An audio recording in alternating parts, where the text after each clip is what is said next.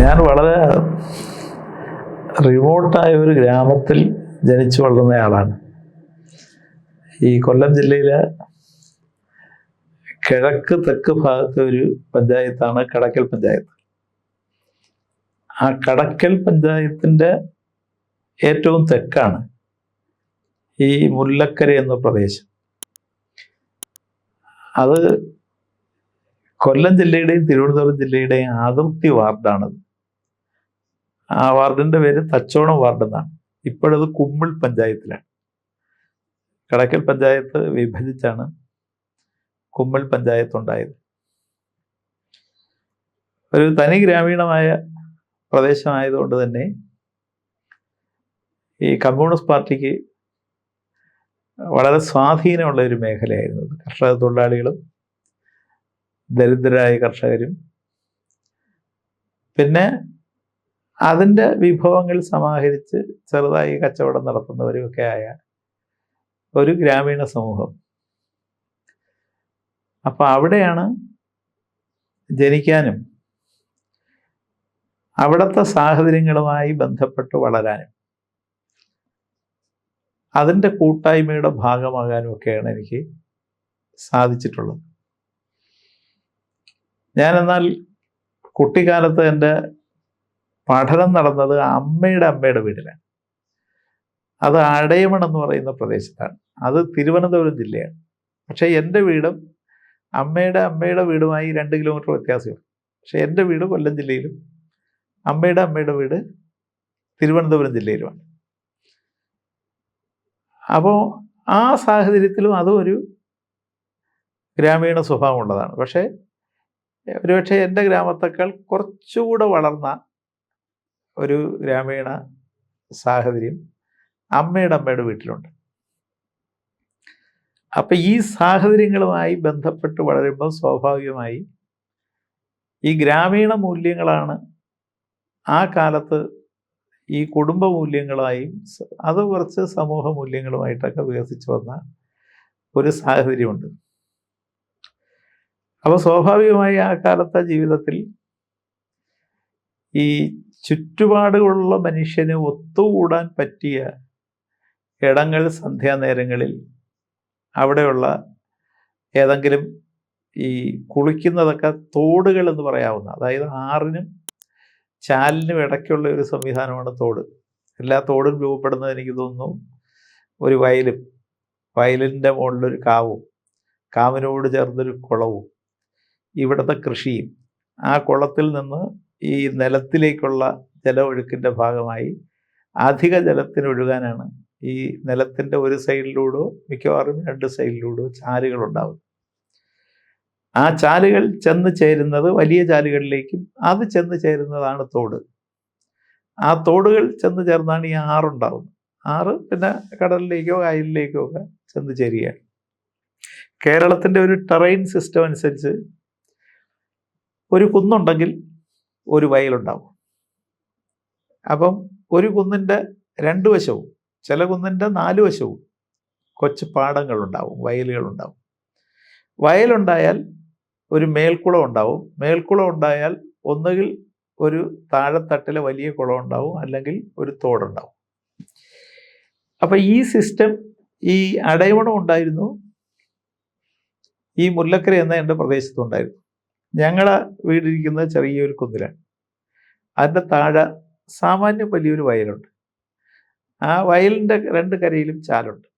ചാല് ചെന്ന് ചേരുന്ന തോട് മുല്ലക്കര തോട് എന്നാണ് അറിയപ്പെടുന്നത്. ഇപ്പോഴാ തോടിൻ്റെയൊക്കെ നമ്മുടെ പുതിയ വികസനത്തിൻ്റെയും ഒരുപാട് റോഡുകൾ വന്നതുകൊണ്ട് വയലുകൾ കുറയുകയും റോഡുകൾ കൂടുകയും ഈ ചാലുകളും തോടുകളുമൊക്കെ ചെറുതാവുകയോ അല്ലെങ്കിൽ അതിൻ്റെ സ്വാഭാവികമായ പ്രകൃതി ഭംഗി നഷ്ടപ്പെടുകയോ ഒക്കെ ചെയ്തിട്ടുണ്ട്. അപ്പോൾ ഈ കൃഷിയുമായി ബന്ധപ്പെട്ട കാര്യങ്ങളും സ്വാഭാവികമായി ഈ കൂട്ടായ്മകളിലേക്ക്, ഒരു കർഷക അല്ലെങ്കിൽ കർഷക തൊഴിലാളി കൂട്ടായ്മകളിലേക്ക് വഴിവെക്കും. ആ കൂട്ടായ്മകൾ സ്വാഭാവികമായി ഉത്സവങ്ങളിലേക്ക് ചെന്ന് ചേരും. ഉത്സവങ്ങൾ എന്ന് പറയുന്നത് സമൂഹത്തിൻ്റെ ആഹ്ലാദകരമായ ഒരു ഒത്തുചേരലാണ്.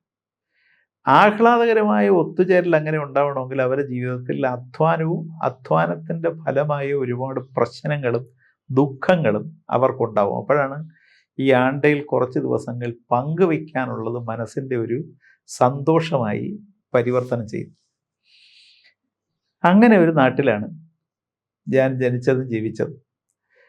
കുറച്ചുകൂടെ വികസിതമായ പട്ടണങ്ങളിലേക്കാണ്. ഇപ്പോൾ കിളിമാനൂരാണ് ഞാൻ പിന്നെ ഹൈസ്കൂളിന് പോയത്. കഴിഞ്ഞ് വർക്കലയാണ് ഞാൻ കോളേജിൽ പഠിക്കാൻ പോകുന്നത്. പക്ഷെ എന്നാലും ഞാൻ എൻ്റെ ജീവിതത്തിൽ മുഖ്യ പങ്ക് ജീവിച്ചത് ഈ ഗ്രാമസ്വഭാവമുള്ള ജീവിതവുമായി ബന്ധപ്പെട്ടാണ്. അപ്പോൾ അങ്ങനെ ജീവിക്കുമ്പോൾ സ്വാഭാവികമായി ഒരുപാട് കൂട്ടായ്മകൾ, അത് നന്മയുള്ള കൂട്ടായ്മകളാണ്. ആ കൂട്ടായ്മകളിൽ ജീവിക്കുന്ന സമയത്ത് സ്വാഭാവികമായി നമ്മുടെ മനസ്സിലെ ചില നന്മകൾ കൂട്ടായ്മകളിലൂടെ പുറത്തു വരണമെന്ന് നമ്മൾ ആഗ്രഹിക്കും. അങ്ങനെ ആഗ്രഹിക്കുന്ന ഒരു സമയത്താണ് സ്വാഭാവികമായി അവിടെ ഉണ്ടായിരുന്ന പ്രധാനപ്പെട്ട രാഷ്ട്രീയ പ്രസ്ഥാനം കമ്മ്യൂണിസ്റ്റ് പ്രസ്ഥാനമായിരുന്നു. അപ്പോൾ അതുമായി സഹകരിക്കാനിടയായി. ഒരു ഒറ്റ സംഭവം പറഞ്ഞാൽ, ഞങ്ങളുടെ വീടിൻ്റെ തൊട്ട് താഴെയുള്ള ഒരു വീട്, ആ കാലത്ത് വീടുകളെല്ലാം ഈ ഓല കെട്ടിയ വീടുകളാണ്. ഈ ഓടുമേഞ്ഞതോ ടെറസോ ആയ വീടുകൾ എനിക്ക് തോന്നുന്നു ആ വാർഡിൽ തന്നെ എൻ്റെ കുട്ടിക്കാലത്തെന്ന് വെച്ചാൽ 70കളിൽ ഒരു 2-3 വീടുകളേ ഉള്ളൂ. അവരെയൊക്കെയാണ് ഈ തറവാടുകൾ എന്ന് പറയുന്നത്. ആ തറവാടുകൾ എന്ന് പറയുന്നത് വലിയ തറവാടുമായിട്ട് ആലോചിച്ചാൽ അത്രയും വലിയ തറവാടൊന്നുമല്ല. അവിടെയുള്ള മനുഷ്യരും ഈ രാഷ്ട്രീയ പ്രസ്ഥാനങ്ങളിലേക്ക്, കോൺഗ്രസിലേക്ക് വന്ന 1-2 കുടുംബങ്ങളുണ്ട്. പക്ഷേ അധിക കുടുംബങ്ങൾ വന്നത് കമ്മ്യൂണിസ്റ്റ് പാർട്ടിയിലേക്കാണ്. അപ്പോൾ ഓല കെട്ടിയ വീടാണ് എൻ്റെ വീട്. ആണ്ടുതോറും ഈ ഓല കെട്ടുന്നത് എന്ന് പറയുന്നത് തന്നെ നാട്ടുകാർ ഒത്തുചേരുന്ന ഒരു കൂട്ടായ്മയാണ്. അന്ന് ആഹാരവും പായസവും കൊടുക്കണമെന്നല്ലാതെ ആരും കൂലി മേടിക്കാറുമില്ല, കൂലി കൊടുക്കാറുമില്ല.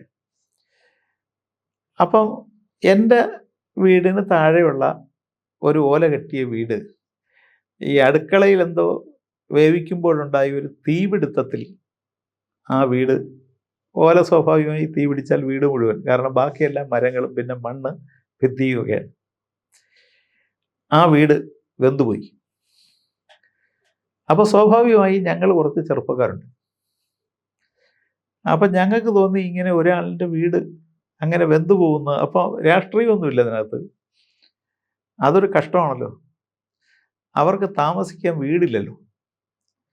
അങ്ങനെ ഞങ്ങൾ കുറച്ച് ചെറുപ്പക്കാർ കൂടി ഈ നാട്ടിലെല്ലാ വീട്ടിൽ വന്ന് തെങ്ങുണ്ട്, തെങ്ങുള്ള വീടുകളിലെല്ലാം മിക്കവാറും സ്ത്രീകൾക്ക് ഈ ഓല മെടയാൻ അറിയാം.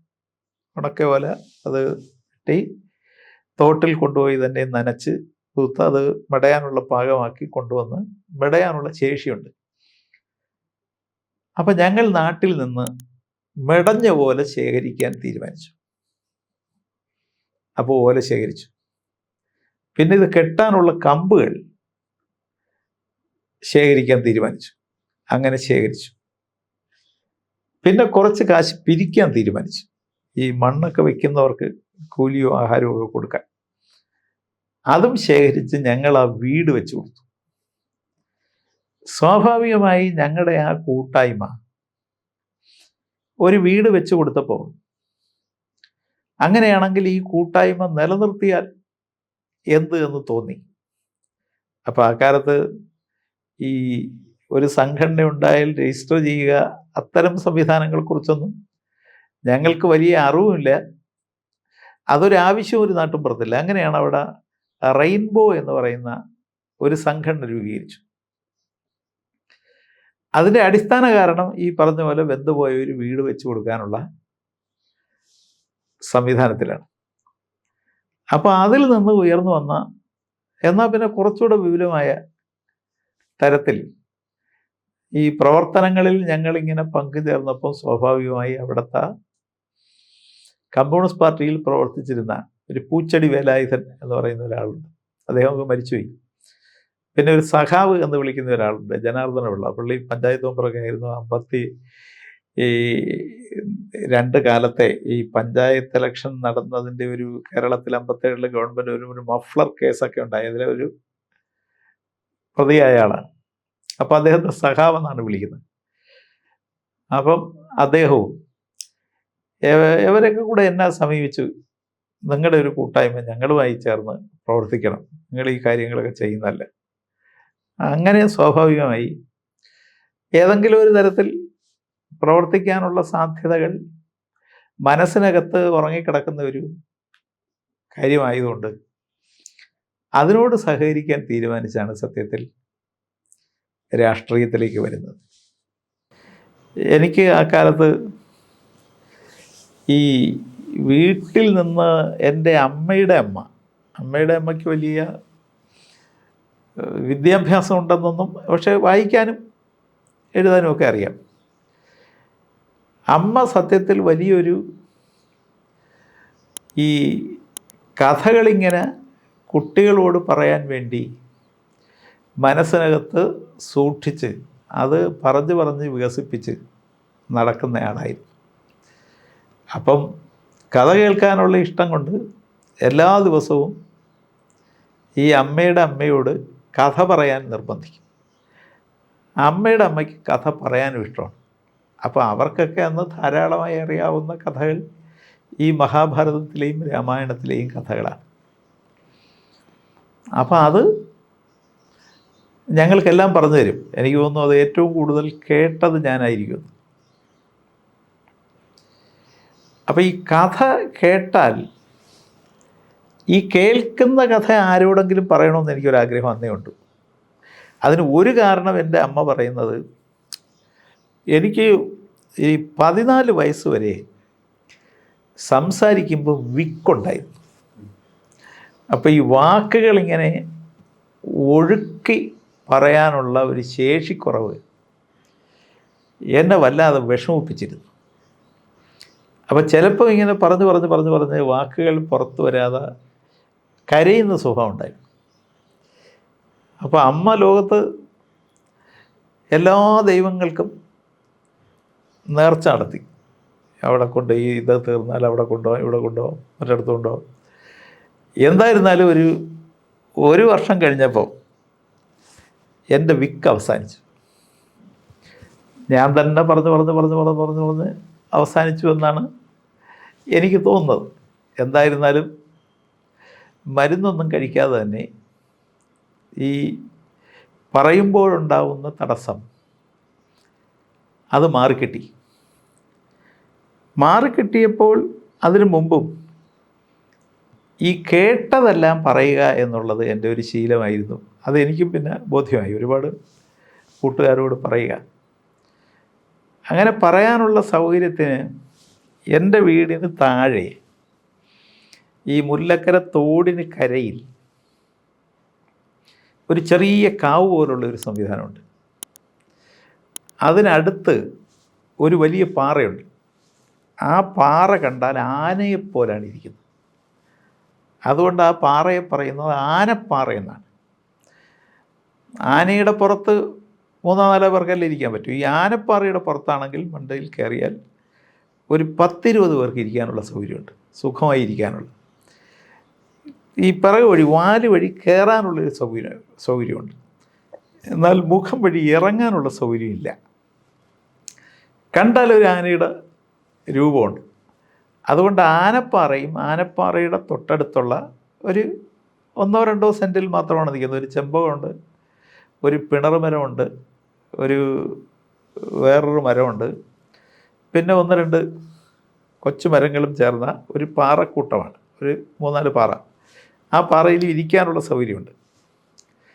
അവിടെ ഒരു വിളക്ക് വയ്ക്കാൻ ഒരു വിളക്കും, അവിടെ ചെറിയ വല്ലപ്പോഴും വരുന്ന ഒരു ആരാധന രീതിയുണ്ട്. അപ്പം അവിടുത്തെ ചെറുപ്പക്കാരുടെ ഒരു ഒത്തുകൂടൽ കേന്ദ്രമാണ്. ചെറുപ്പക്കാരെന്ന് പറഞ്ഞാൽ കൗമാരക്കാരുടെ. ആ ഒത്തുകൂടൽ കേന്ദ്രത്തിൽ ഒരുപാട് തെങ്ങും ഉള്ള ഒരു നിരന്ന പ്രദേശമാണ്, ഒരുപാട് മണലുണ്ട്. അത് കാരണം അവിടെ ഒരു കിളിത്തട്ടുണ്ട്. അപ്പം ഈ കിളി കളിക്കാനുള്ള ഒരു തട്ടുകൂടി രൂപപ്പെടുത്തിയെടുക്കുന്നുണ്ട്. അവിടുത്തെ അതിൻ്റെ ഉടമയായ ആളിന് ഒരുപാട് പെരീഡമൊക്കെ ഉള്ളതുകൊണ്ട് അവരിത് കുട്ടികൾക്ക് വേണ്ടി ഒരു സൗജന്യമായി തന്നിരിക്കുന്നു എന്ന മട്ടിൽ അതൊരു പൊതുസ്ഥലമായി ആളുകൾ ഉപയോഗിക്കുന്നുണ്ട്. അപ്പോൾ അവിടെ എല്ലാ ദിവസവും വൈകിട്ട് ഒരു 5 മണിക്ക് ശേഷം ഒരു 6:30 മണി വരെ കുറച്ച് ചെറുപ്പക്കാർ ഒരു 10, 30, 40 പേരിങ്ങനെ കൂടും. അപ്പോൾ ഈ കൂടുന്നവരോട് മറ്റ് കളിയൊന്നും ഇല്ലെങ്കിൽ അവരോട് സംസാരിക്കുന്ന ഒരാൾ ഞാനായിരുന്നു. സംസാരിക്കുക എന്ന് പറഞ്ഞാൽ പൊതു കാര്യങ്ങളൊന്നും പറയുകയല്ല, എനിക്കറിയാവുന്ന ഈ കേട്ട കഥകൾ അവരോട് സൗമ്യമായി പറയുക എന്നത് ഒരു രീതിയായിരുന്നു. അപ്പോൾ അതുകൊണ്ട് അതൊരു പൊതുവായ കൂട്ടായ്മയായി വളർന്നു വന്നു. ആ കൂട്ടായ്മയാണ് സത്യത്തിൽ ഈ വീട് വെച്ച് കൊടുക്കുന്നതിലും ചില നല്ല കാര്യങ്ങൾ സമൂഹത്തിൽ വരുമ്പോൾ ഇടപെടുന്നതിലും ചില ഒത്തുചേരൽ, ആ ഒത്തുചേരൽ അവസാനം ഈ റെയിൻബോ സംഘടന ഉണ്ടായതിന് ശേഷം ചില പൊതു നാടകങ്ങൾ നാട്ടിൽ അവതരിപ്പിക്കാനും പൊതുപരിപാടികളിൽ പങ്കുചേരാനും ചില മത്സര നാടകങ്ങൾക്കൊക്കെ പോകാനും അവിടെയൊക്കെ പോയി ഈ കൂട്ടായ്മ നിലനിർത്താനും അങ്ങനെയാണ് അവിടെ നിന്ന് ഒരിക്കൽ അന്ന് ഈ നമ്മുടെ ആകാശവാണിക്ക് ഈ യുവജന രംഗവുമായി ബന്ധപ്പെട്ട ഒരു യുവവാണി എന്ന് പറയുന്നൊരു പരിപാടി. അപ്പോൾ ആ പരിപാടിയിൽ ഒരു സ്ക്രിപ്റ്റ് അയച്ചാൽ അവർ അംഗീകാരം തന്നാൽ ഈ അയക്കുന്ന സംഘടനയ്ക്ക് തന്നെ പോയി അവതരിപ്പിക്കാവുന്ന ഒരു സൗകര്യം ഉണ്ടായിരുന്നു. അങ്ങനെ ഞങ്ങളൊരു സ്ക്രിപ്റ്റ് അയച്ചു. അപ്പോൾ ആ സ്ക്രിപ്റ്റ് എഴുതിയത് ഞാനാണ്. എഴുതണമെന്ന് ഈ കൂട്ടത്തിലുള്ളവരെല്ലാം കൂടെ നിർബന്ധിച്ച് ഒരു കൊച്ചു നാടകവും ഒരു കവിതയല്ല അത് ഗാനമായി ആലപിക്കാവുന്ന ഒരു ഗാനവും ഒക്കെ തയ്യാറാക്കി അവതരിപ്പിച്ചു. എന്തായിരുന്നാലും അയച്ചു. അതിന് അംഗീകാരം കിട്ടി. അങ്ങനെയാണ് ആദ്യമായി ഈ തിരുവനന്തപുരം ആകാശവാണിയിൽ വഴുതക്കാട് വന്ന്, എനിക്ക് തോന്നുന്നു 75-ലോ അങ്ങോട്ടാണ്, കൃത്യമായി എനിക്ക് ആ വർഷം ഓർക്കുന്നില്ല, അങ്ങനെ ഒരു പരിപാടി അവതരിപ്പിച്ചു. അപ്പോൾ ആ പരിപാടി അവതരിപ്പിക്കാൻ ഈ ഒരു കാറ് പിടിച്ചൊക്കെ വന്ന് അവതരിപ്പിച്ച് പോകുമ്പോൾ അതിൻ്റെ വണ്ടിക്കൂലിയൊക്കെ അവർ പൈസയായി തരികയും ചെയ്യും.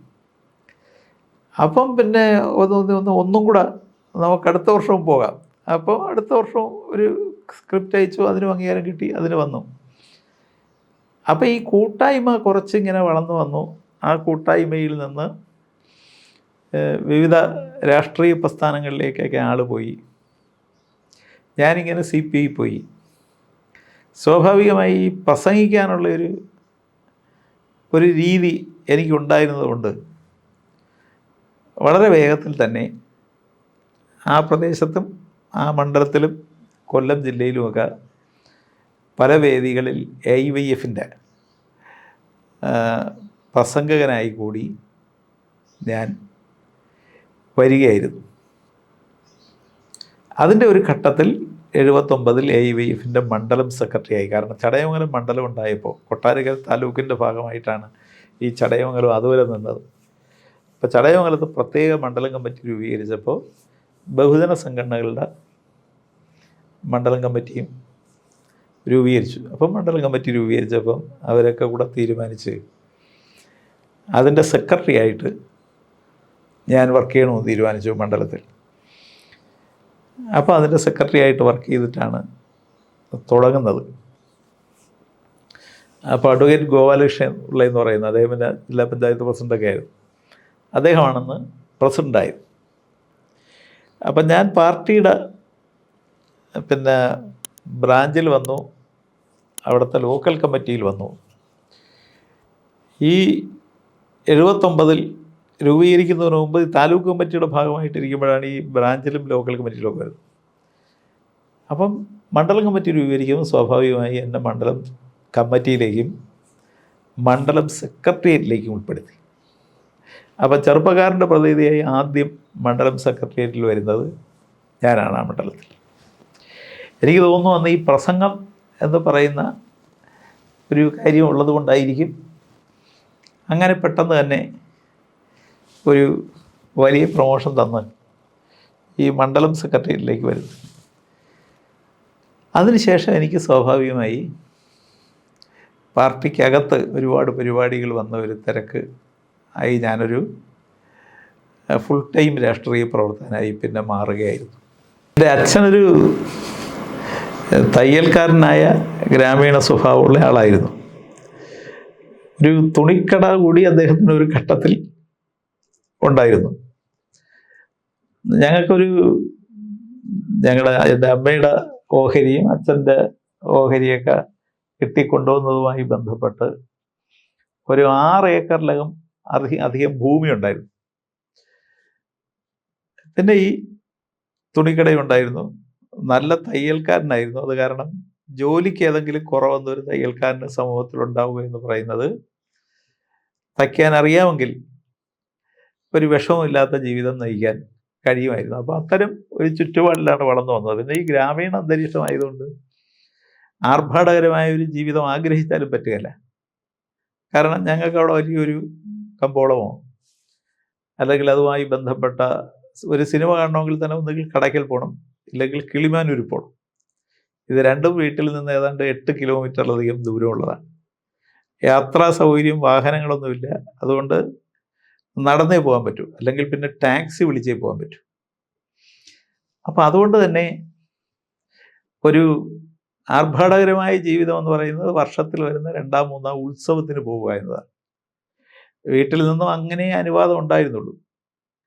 അമ്മയുടെ വീട് ഞാൻ നേരത്തെ പറഞ്ഞു ഈ അടയവണമായി ബന്ധപ്പെട്ടാണ്. ഇവിടെ അമ്മയുടെ വീട്ടുകാർക്കുള്ള ഒരു പുരയിടമാണ് ഞങ്ങൾക്ക് താമസിക്കാൻ അമ്മയുടെ തന്നെ ഓഹരിയായി കിട്ടിയതാണ്. അപ്പോൾ സ്വാഭാവികമായി എനിക്ക് ഒരു ജ്യേഷ്ഠനും ഒരു അനുജനും പിന്നെ അനിയത്തിമാരായ 2 സഹോദരിമാരും, ഞങ്ങൾ 5 പേരാണുള്ളത്. അപ്പോൾ ആ ഒരു കുറച്ചൊരു ആഹ്ലാദകരമാണ്. ഞങ്ങളുടെ വീട്ടിൽ ചുറ്റുപാടും താമസിക്കുന്നവരെല്ലാം ഞങ്ങളെക്കാൾ വരുമാനം കുറഞ്ഞവരാണ്. അതിൽ തന്നെ ഈ ഒരു വലിയ പങ്ക് മനുഷ്യർ ദളിത് വിഭാഗത്തിൽപ്പെട്ട മനുഷ്യരാണ്. അവർക്ക് ഭൂമി വളരെ കുറവാണ്. പക്ഷെ എല്ലാവരും അധ്വാനിക്കുന്നവരാണ്. അവരുടെ ഇടയിൽ കണ്ട ഒരു പ്രത്യേകത എന്താണെന്ന് വെച്ചാൽ ഈ അസമത്വത്തിൻ്റെയും അയിത്തത്തിൻ്റെയും വളരെ വലിയ ഒരു പ്രത്യേകത ഞാൻ ചുറ്റുപാടും കണ്ടിട്ടില്ല. എൻ്റെ കൂട്ടുകാരിൽ തന്നെ ഈ ദളിത് ആയിട്ടുള്ളവരും നായർ വിഭാഗത്തിൽപ്പെട്ടവരും ഈഴവ വിഭാഗത്തിൽപ്പെട്ടവരും മുസ്ലിം വിഭാഗത്തിൽപ്പെട്ടവരുമായ ധാരാളം പേരുണ്ടായിരുന്നു. ഏതെങ്കിലും തരത്തിൽ അവിടെ അങ്ങനെ ഒരു അനാചാരപരമായ അയിത്തബോധം നിലനിന്നു എന്നെനിക്ക് ഞങ്ങളുടെ കുട്ടിക്കാലത്ത് അങ്ങനെ പറയാൻ പറ്റില്ല. ഇതിനോടെല്ലാം ഞാൻ ഈ ദളിത് വീടുകളിൽ പോയി, പ്രത്യേകിച്ച് അവിടെ ഉണ്ടാവുന്നത് ഈ കപ്പ ചീനിയെന്ന് അത് പുഴുങ്ങിയതും ചമ്മന്തിയും അവിടെ നിന്ന് ഞാൻ കഴിച്ചിട്ടുണ്ട്. അപ്പോൾ എൻ്റെ വീടുകളിലും ഈ നായർ കുടുംബങ്ങളിലും എല്ലാം, കാരണം ഇതെല്ലാം ഇങ്ങനെ ഇടകലർന്ന് കിടക്കുന്ന കുടുംബങ്ങളാണ്. അപ്പോൾ അതുകൊണ്ട് തന്നെ ഒരു മതേതരപൂർണമായതും ജനാധിപത്യപൂർണമായതുമായ ഒരു മാനവികത അവിടെ നിലനിന്നിരുന്നെന്നാണ് എനിക്ക് തോന്നുന്നത്. അതിനു മുമ്പ് 1936 കാലം കഴിഞ്ഞതിന് ശേഷം നടന്ന ഈ കല്ലറ പാങ്ങോട് കടയ്ക്കൽ വിപ്ലവത്തിൽ ആദ്യ രക്തസാക്ഷിയായി ഒരാൾ ഞങ്ങളുടെ വീട്ടിൽ നിന്നൊരു 200 മീറ്റർ അകലെയുള്ള ആളാണ്. ഈ പ്ലാങ്കീഴ് കൃഷ്ണപിള്ള എന്ന് പറയുന്നു. ഇപ്പം ഞാൻ MLA ആയിരിക്കുമ്പം ഈ 2017 ആ പ്ലാങ്കീഴ് കൃഷ്ണപിള്ള അദ്ദേഹം മരിക്കുമ്പോൾ, രക്തസാക്ഷിയാവുമ്പോൾ അദ്ദേഹത്തിൻ്റെ ഭാര്യ ഗർഭിണിയായിരുന്നു.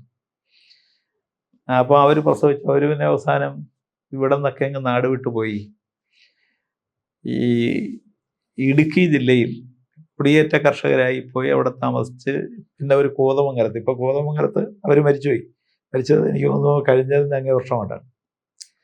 അപ്പോൾ അവർക്ക് ഈ സ്വാതന്ത്ര്യ സമരത്തിൻ്റെ പെൻഷനൊന്നും കിട്ടിയിരുന്നില്ല. അപ്പോൾ അവർ സ്വാഭാവികമായി ഞാൻ MLA ആയപ്പോൾ ഞാൻ അവരുടെ വീട്ടിനടുത്തുള്ള ഒരാളാണ് എന്നുള്ളത് കൊണ്ട് അവർ തിരക്കി പിടിച്ച് എൻ്റെ അടുത്ത് വന്ന് ഞാൻ മുഖ്യമന്ത്രിയെ തന്നെ കണ്ട് അതിൻ്റെ പേപ്പറെല്ലാം ശരിയാക്കാൻ ഇത്തിരി പ്രയാസപ്പെട്ടു. കാരണം ഈ ഈ പാങ്ങോട് സമരത്തിലെ ഒരു രക്തസാക്ഷിയുടെ കുടുംബം ഞങ്ങളുടെ പാർട്ടിയുമായി ബന്ധപ്പെട്ടതും എനിക്കറിയാവുന്നതാണ്. അപ്പോൾ അവരുമായി ബന്ധപ്പെട്ട് അവരെ രേഖകളൊക്കെ കണ്ടെത്തി അങ്ങനെയാണ് ഇവർക്ക് പെൻഷൻ അനുവദിക്കുന്നത്. അത് ഇപ്പം 4 വർഷം മുമ്പാണ്, പിണറായി വിജയൻ്റെ കാലത്താണ് അത് അവതരിപ്പിക്കുന്നത്, അല്ലല്ല അത് അനുവദിക്കുന്നത്. അപ്പോൾ അങ്ങനെയൊക്കെ ഉള്ള ഒരു പശ്ചാത്തലം അവിടെയുണ്ട്. അത് ഈ കടയ്ക്കൽ പാങ്ങോട് കല്ലറ വിപ്ലവം നടന്നത് തന്നെ ഒരു മനുഷ്യൻ്റെ ഒരു അന്തസ്സ് വീണ്ടെടുക്കാനുള്ള പോരാട്ടത്തിൻ്റെ ഭാഗമായിട്ടാണ്.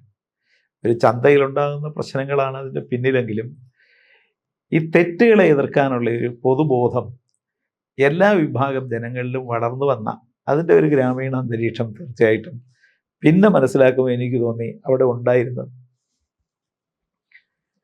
അപ്പോൾ അവിടെ എൻ്റെ അമ്മ, ഞാൻ ഈ പറഞ്ഞ കുടുംബത്തിലെ ആളാണ്. അമ്മയ്ക്കും ഉള്ള ഒരു പ്രത്യേകത, ഒരുപാട് കഥകൾ അറിയാമായിരുന്നു. അപ്പോൾ സ്വാഭാവികമായി കുട്ടികളോടെല്ലാം കഥകൾ പറയും. ഒരുപക്ഷെ അമ്മ നിന്നും ഏറ്റവും കൂടുതൽ കഥകൾ കേട്ടത് ഞാനായിരിക്കും. എനിക്ക് ഈ കേട്ട കഥകൾ വീണ്ടും ആരോടെങ്കിലും പറയാനുള്ള ഒരു ദാഹം ഉണ്ടായിരുന്നു. അപ്പം ഈ കുടുംബാന്തരീക്ഷത്തിൽ എൻ്റെ ചേട്ടൻ, അദ്ദേഹം ഈ വീടിൻ്റെ ഒരു സമ്മർദ്ദമൊക്കെ കൊണ്ട് ഒരു 10ാം ക്ലാസ് കഴിഞ്ഞ് ബോംബെയിൽ പോവുകയാണ്. ബോംബെയിൽ പോകാൻ കാര്യം, എൻ്റെ അമ്മയുടെ സഹോദരൻ ബോംബെയിലുണ്ടായിരുന്നു. അപ്പോൾ അവിടെ പോയി, അവിടെ ഒരു കമ്പനിയിലെ ജോലിക്കാരനായി. അത് കഴിഞ്ഞ് ഗൾഫിൽ പോയി. അദ്ദേഹം തിരിച്ചു വന്ന് അദ്ദേഹം കല്യാണമൊക്കെ കഴിച്ച് അദ്ദേഹത്തിൻ്റെ 2 മക്കളുണ്ട്. വർക്കലയാണ്. അദ്ദേഹം ഒരു ആക്സിഡൻറ്റിൽ മരിച്ചുപോയി. എൻ്റെ അനുജൻ, അദ്ദേഹം ഈ ചേട്ടൻ ഗൾഫിലായതുകൊണ്ട് തന്നെ ഗൾഫിൽ പോയി അവിടുത്തെ ജീവനക്കാരനായി. തിരിച്ചു വന്ന് കല്യാണമൊക്കെ കഴിച്ച് അയാളും ഹാർട്ടിൻ്റെ ഒരു പ്രോബ്ലം വന്ന് മരിച്ചുപോയി. ഒരു സഹോദരിയും മരിച്ചുപോയി. ഇപ്പം ബാക്കിയുള്ളത് ഞാനും എൻ്റെ ഇളയ സഹോദരിയുമാണ്. എൻ്റെ ഇളയ സഹോദരി കുമ്പിൾ പഞ്ചായത്ത് വൈസ് പ്രസിഡന്റ് കൂടിയാണ്. പുള്ളിക്കാരത്തെയും ഒരു രാഷ്ട്രീയത്തിലൊക്കെ ഒരുപക്ഷെ നിർബന്ധിച്ചാണ് അവരെ പിടിച്ചിറക്കി. കഴിഞ്ഞ 15 വർഷമായി പഞ്ചായത്ത് മെമ്പറാണ്. ഇപ്പോൾ പഞ്ചായത്ത് വൈസ് പ്രസിഡന്റാണ്. അമ്മയും അച്ഛനും മരിച്ചുപോയി. അപ്പം മറ്റ് അമ്മയുടെ അമ്മയും അമ്മയുടെ അച്ഛനും അച്ഛൻ്റെ അമ്മയും അവരെല്ലാം സ്വാഭാവികമായി വേർപെട്ട് പോയവരാണ്. അപ്പം ഇങ്ങനെ ഒരു അന്തരീക്ഷമാണ് കുടുംബപരമായിട്ട് എനിക്കുള്ളത്. എൻ്റെ പ്രദേശം കമ്മ്യൂണിസ്റ്റുകാർക്ക് ഈ വളരെ വലിയ സ്വാധീനമുള്ളൊരു പ്രദേശമാണ്. ഈ കമ്മ്യൂണിസ്റ്റുകാർക്ക് വളരെ വലിയ സ്വാധീനമുള്ള പ്രദേശങ്ങളെ അന്ന് പ്രത്യേകമായി അടയാളപ്പെടുത്തി വിളിക്കുന്നത് മോസ്കോ എന്നാണ്.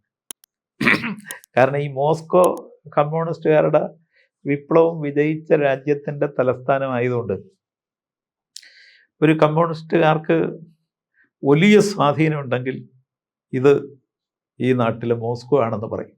അപ്പം എൻ്റെ നാട്ടിലുള്ള ആ പ്രദേശത്തൊക്കെ പറയുന്നത് കമ്മ്യൂണിസ്റ്റുകാരുടെ മോസ്കോ എന്നാണ്. അപ്പം അവിടുത്തെ എല്ലാ കുടുംബങ്ങളും മിക്കവാറും ആണുങ്ങളായ ആളുകൾ, പ്രത്യേകിച്ച് പുറത്തെ കാര്യങ്ങൾ അറിഞ്ഞവർ, പത്രമാധ്യമങ്ങളെല്ലാം വായിക്കുന്നവർ, വായനശാലയിലൊക്കെ പോകുന്നവർ, കമ്മ്യൂണിസ്റ്റ് ആവുന്ന ഒരു സ്വാഭാവിക രീതി ഉണ്ടായിരുന്നു. പ്രത്യേകിച്ച് അവിടുത്തെ ഒരു പ്രധാനപ്പെട്ട, അവർക്ക് ഏറ്റവും ഇഷ്ടപ്പെട്ട ആൾ വെളിയം ഭാർഗവനാണ്. അദ്ദേഹം 57-ലെ ചടയമംഗലത്തെ MLA കൂടിയായിരുന്നു. മിക്കവാറും ഈ വീടുകളിലെല്ലാം, കമ്മ്യൂണിസ്റ്റുകാരുടെ വീടുകളിലെല്ലാം ബന്ധമുള്ള ഒരാളാണ് ഈ ഭാർഗവനാശാൻ. അപ്പം അവർക്ക് ആശാനോട് ഒരുതരം ആരാധനയുണ്ട്. ആശാൻ അവരെല്ലാം കുടുംബാംഗങ്ങളെപ്പോലെ സ്നേഹിക്കുന്ന ഒരു മനസ്സുണ്ട്. അപ്പോൾ അതുകൊണ്ട് ഈ 64-ലെ പിളർപ്പ് അവരിലുണ്ടാക്കിയ ഒരു വലിയ ആഘാതമുണ്ട് എന്നാണ് അവർ പറയുന്നത്. ഒരുമിച്ച് പ്രവർത്തിച്ചവർ പലരും രണ്ടായി. ഇപ്പം ഈ സഖാവ് ജനാർദ്ദനപിള്ള എന്ന് പറയുന്ന ആള് CPIയുടെ നേതാവാണ്. അദ്ദേഹത്തിൻ്റെ ഒരു അടുത്ത ബന്ധുവാണ് ഗംഗാധരൻ പിള്ള എന്ന് പറയുന്ന ഒരാളുണ്ട്. അദ്ദേഹം CPM-ലായി. അപ്പം ഇവർ ഒരുമിച്ച് മരിക്കാൻ നടന്നവരാണ്, ഒരുമിച്ച് പട്ടിണി കിടന്നവരാണ്, ഒരുമിച്ച് ജീവിതം ഇതിനു വേണ്ടി സമർപ്പിച്ചവരാണ്, ഒരുമിച്ച് നാളെ ഈ രാജ്യത്തൊരു സോഷ്യലിസ്റ്റ് സമൂഹം രൂപപ്പെടുമെന്നും ഈ ജാതിമത ബോധമെല്ലാം മാഞ്ഞു പോകുമെന്നും പുതിയൊരു മാനവിക രീതി ഉയർന്നു വരുമെന്നും എല്ലാവരും തുല്യരാകുമെന്നും അങ്ങനെ ആകുമ്പം ഒരു പുതിയ സ്വർഗം ഇന്ത്യയിൽ തന്നെ രൂപപ്പെടുമെന്നും ഒക്കെ വിശ്വസിച്ചവരാണ്. അപ്പം ആ സ്വർഗത്തിലേക്ക് എത്താൻ ഒരുമിച്ച് സഞ്ചരിച്ചവർ ഇടയ്ക്ക് രണ്ട് വഴിയായി. രണ്ട് വഴിയാകുമ്പോൾ സ്വാഭാവികമായി ഞാൻ മനസ്സിലാക്കുന്നത് അവരിൽ വലിയ നിരാശയുണ്ടായി എന്ന്. നിരാശയുണ്ടായപ്പോൾ സ്വാഭാവികമായി അതിന് കാരണം നീയാണെന്ന് ഈ ഭാഗത്തുള്ളവരും അല്ല നീയാണെന്ന് ആ ഭാഗത്തുള്ളവരും തമ്മിൽ തർക്കിക്കാനൊരുങ്ങിയാൽ അവർ തമ്മിലുള്ള ശത്രുതയായിരിക്കും ഏറ്റവും വലിയ ശത്രുത. അത് സ്വാഭാവികമാണ്. ഈ കുടുംബത്തിലും അങ്ങനെയാണ്. ഓഹരി തർക്കമൊക്കെ ഉണ്ടാക്കിയാൽ പിന്നെ ആ കുടുംബത്തിന് കോടതിയിൽ നിന്ന് ഇറങ്ങാൻ നേരം ഉണ്ടാവില്ല. അതുപോലെ ഒരുമിച്ചൊരു ലക്ഷ്യത്തിലേക്ക് യാത്ര ചെയ്യുന്നവർ രണ്ടായാൽ പിന്നെ ആരും ലക്ഷ്യത്തിലെത്താതിരിക്കാൻ രണ്ടു കൂട്ടരും പരമാവധി പരിശ്രമിക്കും. ഇതെന്നോട് ഏറ്റവും കൂടുതൽ പറഞ്ഞിട്ടുള്ളത് ഭാർഗവനാശാനാണ്. അപ്പം ഇങ്ങനെ ഒരു മാനസികാവസ്ഥ എത്തിയാൽ അതിൻ്റെ ഫലം പിന്നെ മുമ്പോട്ട് പോകാൻ പറ്റുകയില്ല എന്നുള്ളതാണ്. മുന്നോട്ട് പോകാൻ നമുക്ക് പറ്റുകയില്ല എന്ന് രണ്ടായതിന് ശേഷം പെട്ടെന്ന് തിരിച്ചറിഞ്ഞ ഒരു സംസ്ഥാനം കേരളമാണ്. അത് ആശാൻ പറയുന്നതാണ്. അത് 65-ലെ തെരഞ്ഞെടുപ്പ് കഴിഞ്ഞ് ആർക്കും ഭൂരിപക്ഷമില്ലാതെ കേരളത്തിൽ പ്രസിഡന്റ് ഭരണത്തിലേക്ക് പോയപ്പോൾ അത് കഴിഞ്ഞ ഉടനെ തന്നെ രണ്ടു കൂട്ടർക്കും മനസ്സിലായി തങ്ങൾക്ക് മുമ്പോട്ട് പോകാൻ പറ്റുകയില്ല. മുമ്പോട്ട് പോകണമെങ്കിൽ നമ്മൾ ഒരുമിച്ച് നിന്നേ പറ്റൂ. ആ ബോധ്യമാണ് 67-ൽ ഐക്യമുന്നണി ഉണ്ടാവുന്നതും. ഇടയ്ക്കത് തകർന്നു പോയതെങ്കിലും 77 അടിയന്തരാവസ്ഥയെല്ലാം കഴിഞ്ഞ് 79 ആയപ്പോൾ ഇന്ത്യ എന്ന് പറയുന്നത് നമ്മുടെ മുമ്പിലെ ഇടതുപക്ഷത്തിന് ഒരുപാട് വെല്ലുവിളി ഉയർത്തുന്ന ഒരു രാജ്യമാണെന്ന്, അതിൽ മുതലാളിത്തം മാത്രമല്ല, ജന്മിത്വം മാത്രമല്ല, ഇന്ത്യയിലെ ജാതി ബോധവും ഈ ആചാരാനുഷ്ഠാനങ്ങളുടെ കൈപ്പിടിയിൽ ഇന്ത്യ ഒതുങ്ങിപ്പോയതും അത് അന്ധവിശ്വാസത്തിൽ പെട്ടതും അതിനെല്ലാം മറികടന്നല്ലാതെ കമ്മ്യൂണിസ്റ്റുകാരന് സ്വപ്നം കണ്ട ഒരു സോഷ്യലിസ്റ്റ് ഇന്ത്യ അപ്രാപ്യമാണെന്ന് മനസ്സിലായതാണ് സത്യത്തിൽ പുതിയ ഇടതുപക്ഷ ജനാധിപത്യ മുന്നണിയിലേക്ക്, പിന്നെ ഇന്ത്യയിലെ കമ്മ്യൂണിസ്റ്റുകാർ അതിനുശേഷം 79-ന് ശേഷം പരസ്പരം മത്സരിക്കുന്ന, പരസ്പരം ദ്രോഹിക്കുന്ന ഒരു തലത്തിൽ നിന്ന് പിൻവാങ്ങുകയാണ് ചെയ്തത്. ഇപ്പോഴും അത് തുടരുകയാണ്. പക്ഷേ 64-ലെ പിളർപ്പിൻ്റെ ആഘാതത്തിൽ നിന്ന് മുക്തമായോ എന്നൊക്കെ ചോദിച്ചാൽ മുക്തമായിട്ടില്ല. അതിൻ്റെ അനുഭവങ്ങൾ കൂടുതൽ പഠിക്കേണ്ടതാണ്, പ്രത്യേകിച്ച് പുതിയ ലോക സാഹചര്യത്തിൽ. അപ്പോൾ അതുകൊണ്ട് എനിക്ക് നേരിട്ട അനുഭവങ്ങൾ അധികമില്ല. പക്ഷേ ആ അനുഭവങ്ങളുള്ള മനുഷ്യരെഴുതിയ പുസ്തകങ്ങളും അതുമായി ബന്ധപ്പെട്ട കാര്യങ്ങളും അങ്ങനെയുള്ള നേതാക്കന്മാരുമായി ഒരുപാട് കാലം സഹകരിച്ച് പ്രവർത്തിക്കാനുള്ള അവസരം കിട്ടിയതുമതി അവരിൽ നിന്ന് പകർന്നു കിട്ടിയ അറിവുകളോ പ്രത്യേകതകളോ ഒക്കെ കൊണ്ട് അതുമായി ബന്ധപ്പെട്ട ഒരു നൊമ്പരമുള്ള ഓർമ്മ തീർച്ചയായിട്ടും 64-ലെ പിളർപ്പുമായി ബന്ധപ്പെട്ട് മനസ്സിലുണ്ട്.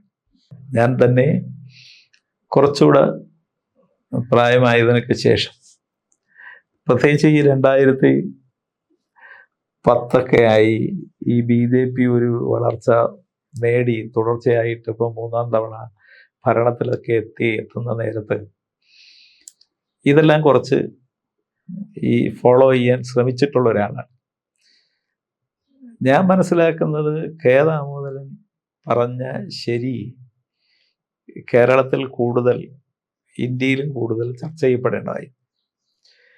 അതിൻ്റെ ഒരു പ്രധാനപ്പെട്ട കാര്യം എന്താണെന്ന് വെച്ചാൽ, ഈ ഇന്ത്യയെ സംബന്ധിച്ച് മാർക്സിന് തന്നെ വിവരം കിട്ടിയത് എങ്ങനെയെന്ന് വെച്ചാൽ, ഏംഗൽസ് ലോകം സഞ്ചരിച്ച് വന്ന് ലോകത്തെക്കുറിച്ച് പറഞ്ഞു കൊടുത്ത് അത് മാർക്സ് സമാഹരിച്ച് എഴുതിയ ദർശനങ്ങളും രാഷ്ട്രീയവുമാണ് നമുക്ക് മുമ്പിലുള്ളത്. പക്ഷേ ഈ ഓരോ രാജ്യവും, മാർക്സും അങ്ങനെ തന്നെ പറഞ്ഞു, മാറ്റമില്ലെങ്കിൽ മാർക്സിസം മരിക്കും. അപ്പൊ ഇന്ത്യ എന്ന് പറയുന്നത് ലോകത്തിന്റെ മുമ്പിൽ എല്ലാ കാലത്തും ഉള്ള ഒരു അത്ഭുതമാണ്. ഈ ജാതിബോധം എപ്പോഴും ഇന്ത്യയിലെ നീതിബോധത്തെ മറികടന്നിട്ടുണ്ട്. ഇന്ത്യൻ രാഷ്ട്രീയവും ഈ ഒന്നുകിൽ ജാതി ആധിക്യമുള്ളത്, ഇല്ലെങ്കിൽ മത ആധിക്യമുള്ളത്. ഇത് അംബേദ്കർ തന്നെ പറഞ്ഞിട്ടുണ്ട്. നമ്മുടെ വർഗം തന്നെ കുടികൊള്ളുന്നത് ഈ ഇന്ത്യയിലെ ജാതി സമൂഹത്തിൻ്റെ വേരുകളിൽ നിന്ന് മോചനം നേടാൻ പറ്റാത്ത ഇടത്താണെന്ന് അംബേദ്കർ പറഞ്ഞതിനെ ഒരർത്ഥത്തിൽ പൂരിപ്പിക്കുകയാണ് റാം മനോഹർ ലോഹ്യ ചെയ്തത്.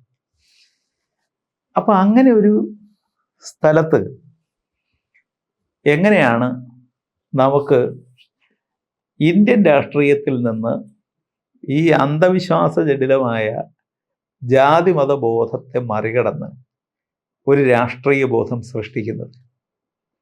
സത്യത്തിൽ ഇന്ത്യയിൽ പലപ്പോഴും ഈ രാഷ്ട്രീയത്തെ ജാതിബോധവും മതബോധവും മറികടക്കുകയാണ്. ഈ ആപത്ത് ഇന്ത്യയിലുണ്ടെന്ന് ഏറ്റവും വ്യക്തമായി ഭരണഘടന എഴുതി സമർപ്പിച്ച് 1949 നവംബർ 26 തീയതിയാണ് അത് പ്രഖ്യാപിക്കുന്നത്. അംബേദ്കർ തന്നെ തിരഞ്ഞെടുക്കപ്പെട്ട സദസ്സിൻ്റെ മുമ്പിൽ പറഞ്ഞിട്ടുണ്ട്, നമ്മുടെ മേൽമണ്ണിൽ മാത്രമേ ജനാധിപത്യമുള്ളൂ. ഒരു പിടി മണ്ണ് വാരിയാൽ താഴെ മുഴുവൻ ജാതിയും മതവും അന്ധവിശ്വാസങ്ങളും അനാചാരങ്ങളുമാണ്. അതിൽ നിന്ന് മുക്തമായില്ലെങ്കിൽ ഇന്ത്യൻ ജനാധിപത്യം തന്നെ ഇതിൻ്റെ പിടിയിലകന്നു പോകുമെന്ന് അദ്ദേഹം പറഞ്ഞിട്ടുണ്ട്. അങ്ങനെയാണെങ്കിൽ നമ്മൾ അതിനെക്കുറിച്ച് കൂടുതൽ ചിന്തിക്കേണ്ടതാണ്. ഇന്ത്യയിൽ ഓരോ തെരഞ്ഞെടുപ്പിലും നമ്മൾ നോക്കുമ്പം രാഷ്ട്രീയം എന്ന് പറയുന്നത്, രാഷ്ട്രീയം രാഷ്ട്രത്തിൻ്റെ പ്രശ്നങ്ങളാണ്, രാഷ്ട്രത്തിൻ്റെ താല്പര്യങ്ങളാണ്, ജനതയുടെ മൊത്തം കാര്യമാണ്. അത് എവിടെയെങ്കിലും ചർച്ച ചെയ്യപ്പെടുന്നു? അത് ഉയർന്നു വരുന്നു? ഇല്ല എന്നുള്ളത് സത്യമാണ്. അപ്പം ചിലയിടത്ത്, ഇപ്പം ചില മണ്ഡലങ്ങളിൽ നമ്മൾ ശ്രദ്ധിച്ചാൽ അറിയാം, തെരഞ്ഞെടുപ്പിൽ അവിടെ മതം കുറയുന്നിടത്ത് ജാതിയാണ് കൂടുന്നത്. ചിലയിടത്ത് ജാതിയും മതവും കൂടെ, ദുർബലമായ ജാതിയും അവിടെ ന്യൂനപക്ഷമായ മതവും ചേർന്ന് വേറൊരു മതത്തെ തോൽപ്പിക്കുകയാണ്. ചിലയിടത്ത് മതം വലുതായി മറ്റു മതത്തെ തോൽപ്പിക്കുകയാണ്. അപ്പോൾ ഇവിടെ രാഷ്ട്രീയം ശരിയായ രാഷ്ട്രീയമായി മാറി തെറ്റായ രാഷ്ട്രീയത്തെ തോൽപ്പിക്കുന്ന അളവ് ജനാധിപത്യത്തിൽ കുറഞ്ഞാൽ അതിൻ്റെ അർത്ഥം അത് ജനാധിപത്യമല്ല, അത് വേറെന്തോ ആധിപത്യമാണ്. സത്യത്തിൽ ആ ജനാധിപത്യത്തെ വളർത്തിയെടുക്കേണ്ട ഉത്തരവാദിത്വമാണ് ഇന്ത്യയിലെ ഇടതുപക്ഷ പ്രസ്ഥാനങ്ങൾക്കും ജനാധിപത്യ പ്രസ്ഥാനങ്ങൾക്കും അതിൻ്റെ ദേശീയ സ്വഭാവത്തിലുള്ളത്.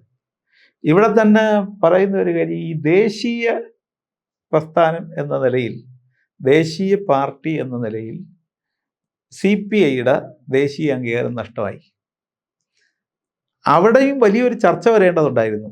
ആരാണ് ദേശീയ പാർട്ടി? ഈ മതത്തെ ബേസ് ചെയ്തൊരു പാർട്ടി ദേശീയ പാർട്ടിയാവൂ? ജാതിയെ ബേസ് ചെയ്തൊരു പാർട്ടി ദേശീയ പാർട്ടിയാവൂ? ദേശീയ പാർട്ടി ആകണമെങ്കിൽ ദേശീയ താല്പര്യങ്ങൾ ബേസ് ചെയ്യണം, അതിലധിഷ്ഠിതമാവണം. അധിഷ്ഠിതമാകാനുള്ള ഒരു ചർച്ച ഉയർത്തിക്കൊണ്ടുവരേണ്ടിരുന്നത് സത്യത്തിൽ കോൺഗ്രസും കമ്മ്യൂണിസ്റ്റ് പാർട്ടിയും. പക്ഷേ അങ്ങനെ കൊണ്ടുവരാനും അങ്ങനെ കഴിഞ്ഞിട്ടില്ല. ഇപ്പൊ ദേശീയ പാർട്ടി എന്ന് പറയുന്നത് വോട്ടിന്റെ അടിസ്ഥാനത്തിലാണ്, അല്ലെങ്കിൽ എത്ര സംസ്ഥാനത്തുണ്ട് എന്നതിൻ്റെ അടിസ്ഥാനത്തിലാണ്. എത്ര സംസ്ഥാനത്തുണ്ട് എന്നതിൻ്റെ അടിസ്ഥാനത്തിലും വോട്ടിന്റെ അടിസ്ഥാനത്തിലും ദേശീയ പാർട്ടി ഉണ്ടാവുകയല്ല. ദേശീയ പാർട്ടി ഉണ്ടാവുന്നത് ദേശീയ താല്പര്യങ്ങളും മൂല്യങ്ങളും സംരക്ഷിക്കുന്നവരെ ദേശീയ പാർട്ടിയാകാം. അപ്പം നമുക്ക് ഇലക്ഷൻ റിഫോംസ് തന്നെ ഒരുപാട് കൊണ്ടുവരേണ്ടതാണ്.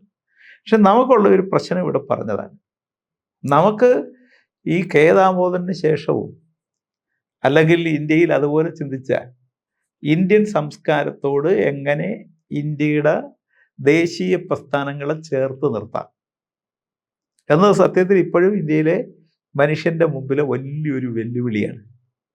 ഇപ്പം ഇന്ത്യയിൽ എങ്ങനെയാണ് ഹിന്ദുവിനെ ഡിഫൈൻ ചെയ്യുന്നത്? ഹിന്ദുവിനെ സത്യത്തിൽ ഡിഫൈൻ ചെയ്യാൻ പ്രയാസമുള്ള ഒരു മതമാണ്. അതൊരു പേരാണ്. പുറത്തു നിന്ന് വന്നവർ ഇവിടെ കണ്ട മനുഷ്യരെ അടയാളപ്പെടുത്തിയ ഒരു പേരാണ്. അതൊരു മതമായി ഡിഫൈൻ ചെയ്യാൻ പറ്റുകയില്ല. അപ്പം ഹിന്ദു മതമെന്ന് ഉപയോഗിക്കുന്നത് തന്നെ തെറ്റാന്ന് NE ബൽറാം ഒരുപാട് തവണ പറഞ്ഞിട്ടുണ്ട്. ഹിന്ദു ധർമ്മം എന്നാണ് ഹിന്ദുവിനെ വിളിച്ചത്. ആ ഹിന്ദു ധർമ്മം എന്ന് പറയുന്നത് ഏതെങ്കിലും ഒരു മത രീതിയല്ല. അത് പൊതുവായ മാനവികതയുടെ ഒരു അടിത്തറയിൽ നിൽക്കുന്ന, നമുക്ക് ഒരു വാക്ക് കൊണ്ട് അല്ലെങ്കിൽ ഒരു വാചകം കൊണ്ട് ഒരാശയം കൊണ്ട് വ്യക്തമാക്കാൻ കഴിയാത്ത ഒന്നാണ്. അപ്പോൾ അതിനെ എങ്ങനെയാണ് ഡിഫൈൻ ചെയ്യുന്നത്? ഡിഫൈൻ ചെയ്യുന്നത് രാഹുൽ ഗാന്ധി പറഞ്ഞ പോലാണോ? നരേന്ദ്രമോദി പറയുന്ന പോലെ അല്ല എന്ന് എല്ലാവർക്കും അറിയാം. അപ്പം ഇതിനെക്കുറിച്ചെല്ലാം പുതിയ ചർച്ച ഉണ്ടാവണം. അവിടെയാണ് പുതിയ കെ ദാമോദരന്മാരുണ്ടാവണം, പുതിയ ബലറാം സാവുമാരും കൊസാംബിമാരും പുതിയ വെളിയം ഭാർഗവന്മാരും ഒക്കെ ഉണ്ടാവണം. അപ്പം അതിൻ്റെ കൂട്ടായ്മയാണ് ഒരർത്ഥത്തിൽ ഈ 64 പിളർപ്പിൽ നഷ്ടമായ ഒരു കാര്യം.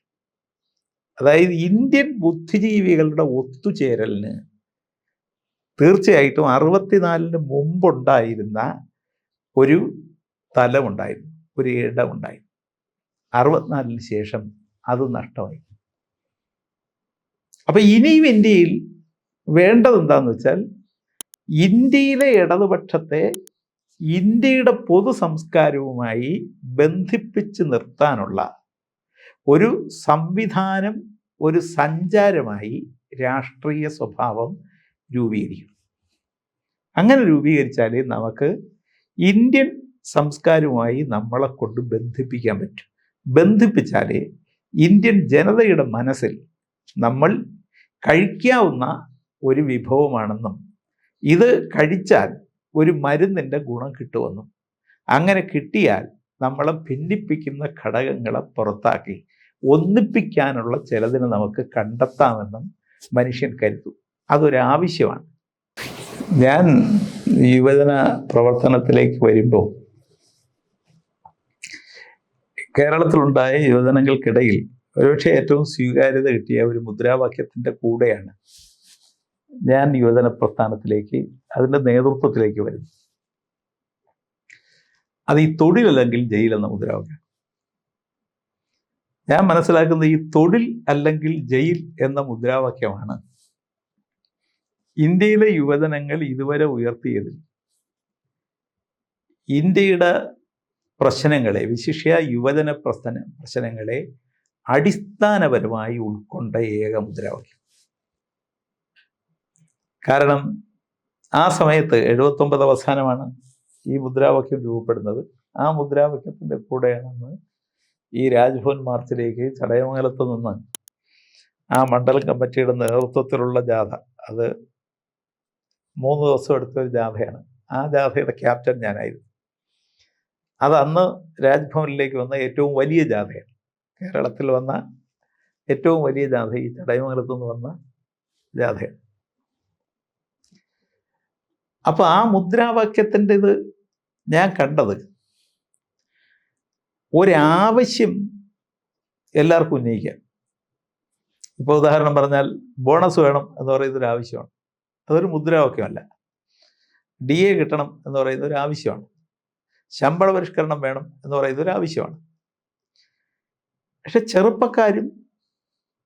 ചെറുപ്പക്കാരെ പോലുള്ള സംഘടനകളോ അല്ലെങ്കിൽ തൊഴിലാളികളെ പോലുള്ള വർഗ സംഘടനകളോ അവർക്ക് വേണ്ടി അല്ലാതെ സമൂഹത്തിന് വേണ്ടി, രാജ്യത്തിന് വേണ്ടി, ജനങ്ങൾക്ക് വേണ്ടി ഉയർത്തുന്ന ഒരാവശ്യമാണ് ഒരു മുദ്രാവാക്യമായി മാറുന്നത്.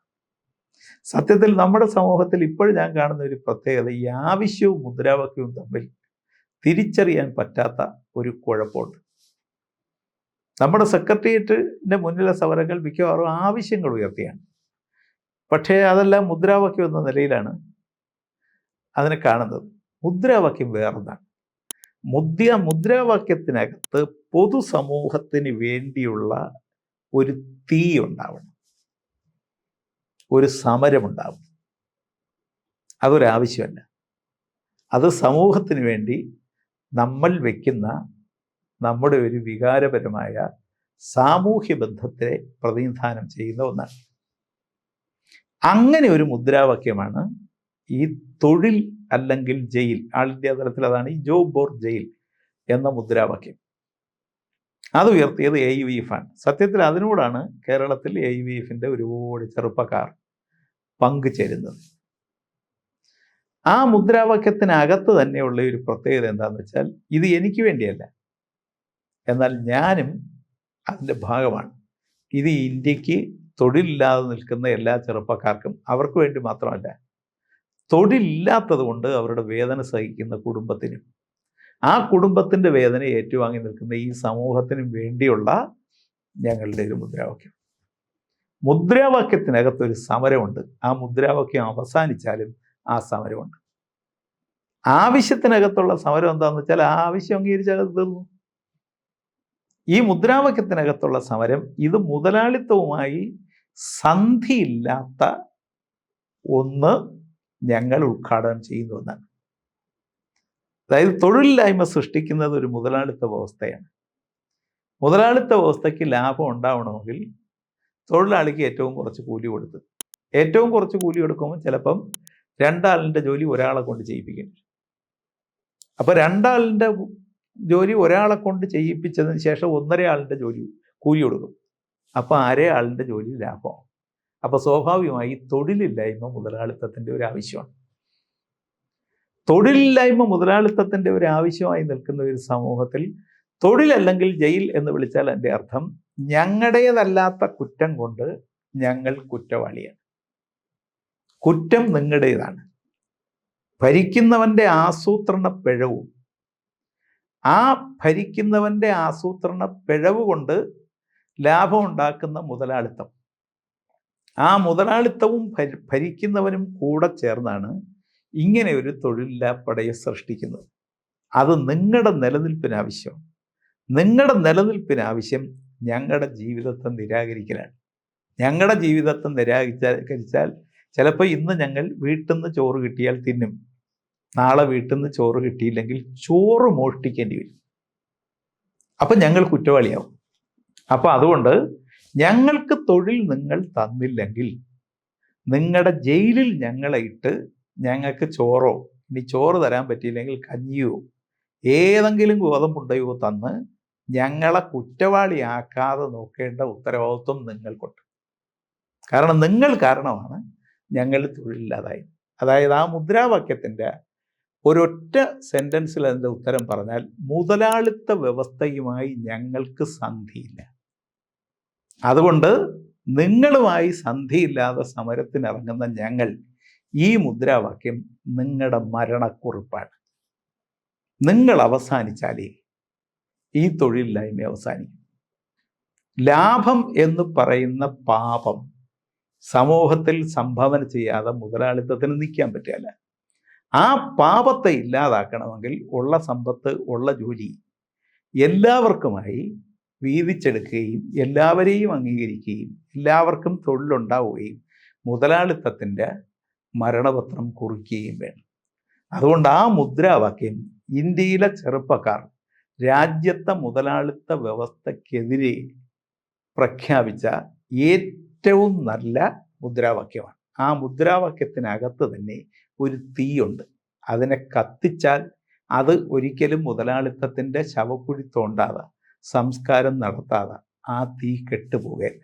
അതുകൊണ്ട് ആ മുദ്രാവാക്യമാണ് ഇന്ത്യയിലെ ചെറുപ്പക്കാരെ ഏറ്റവും കൂടുതൽ ആകർഷിച്ച മുദ്രാവാക്യം. ആ മുദ്രാവാക്യം ഉയർന്ന കാലത്താണ് ഞാൻ യൂത്ത് ഫെഡറേഷൻ്റെ പ്രവർത്തനത്തിലേക്കും നേതൃത്വത്തിലേക്കും കടന്നു വരുന്നത്.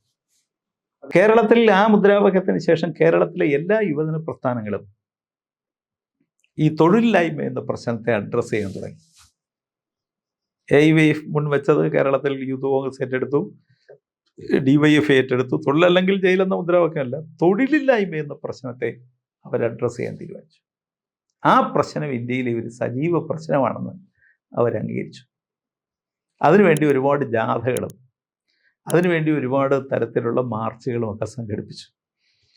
അതിൻ്റെ എല്ലാം ഒരർത്ഥത്തിൽ രക്ഷകർത്താവായി നിന്നത്, മാതൃകയായി നിന്നത് ഈ തൊഴിലല്ലെങ്കിൽ ജയിലെന്ന മുദ്രാവാക്യമാണ്.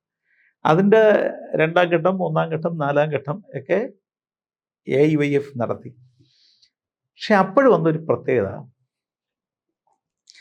ഈ ഇന്ത്യ ഒരു ആഗോളവൽക്കരണ സാമ്പത്തിക സ്വഭാവത്തിലേക്ക് മാറി.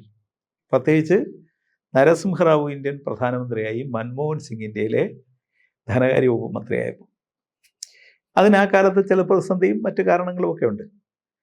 മാറുമ്പോൾ സ്വാഭാവികമായിട്ട് ഈ ആഗോളവൽക്കരണം നടത്തുന്ന സമയത്ത് ആഗോളവൽക്കരണത്തിൻ്റെ ശക്തികൾ ഈ ഒന്നിച്ചു വരുന്ന മതേതരത്വ, ജനാധിപത്യ, ജനകീയ ശക്തിയെ ഭിന്നിപ്പിച്ചുകൊണ്ടേ ഇതിന് നിലനിൽക്കാൻ പറ്റും.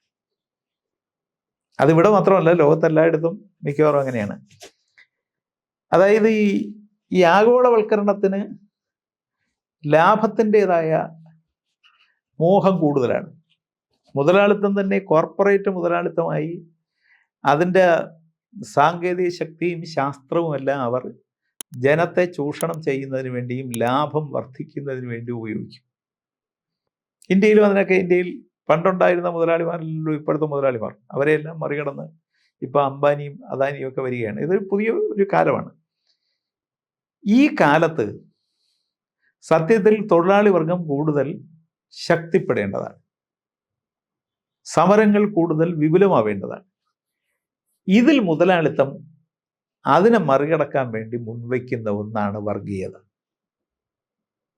അത് ശരിയായി പറഞ്ഞിട്ടുള്ളത്, ഏറ്റവും ശരിയായി ഒരുപക്ഷെ പറഞ്ഞിട്ടുള്ളത് ഈ മഹാത്മാഗാന്ധിയാണ്. കമ്മ്യൂണിസ്റ്റുകാർ അതിനെയൊക്കെ വിശകലനം ചെയ്യാനും എങ്ങനെയാണ് ഫാസിസം രൂപപ്പെടുന്നതെന്ന് പറയാനും ഒക്കെ ശ്രമിച്ചിട്ടുണ്ട്. പക്ഷെ മഹാത്മാഗാന്ധി പറഞ്ഞത് ഈ ആധുനിക മുതലാളിത്തം സൃഷ്ടിക്കുന്ന നഗരങ്ങൾ സ്വാഭാവികമായി ഗ്രാമങ്ങളിലെ തൊഴിലില്ലാത്തവരെയും സാധാരണ ആളുകളെയും എല്ലാം ആകർഷിക്കുന്ന ഒരു ഘടകമാവുമ്പോൾ നഗരങ്ങൾ ഗ്രാമങ്ങളെ പോലല്ല. നഗരങ്ങൾ സ്വാഭാവികമായി നിലനിൽക്കാൻ ഗ്രാമീണ മൂല്യങ്ങളെയാണ് ആദ്യം കൊല്ലുന്നത്. അതായത് ഗ്രാമത്തിൽ ഒരു പിഴച്ച പെണ്ണ് തീർച്ചയായിട്ടും ഗ്രാമത്തിൻ്റെ മുന്നിലെ ഒരു തെറ്റാണ്. അവളെ പിഴപ്പിക്കുന്നവരും ഗ്രാമത്തിൽ തെറ്റാണ്. അവരെ ഗ്രാമം ഐഡൻറ്റിഫൈ ചെയ്യും. നഗരത്തിൽ അത് പറ്റുകയില്ല. നഗരത്തിൽ വേണമെന്നെങ്കിൽ അവിടെ ചുവന്ന തെരുവുണ്ടാവും, അതിന് വേണമെങ്കിൽ ലൈസൻസ് കൊടുക്കും. അപ്പം നഗരത്തിലുള്ള ഗ്രാമീണ മൂല്യം ഒന്നും, അല്ലെങ്കിൽ ഗ്രാമത്തിലുള്ള ഗ്രാമീണ മൂല്യങ്ങളൊന്നും നഗരത്തിൽ നിൽക്കണമെന്നില്ല.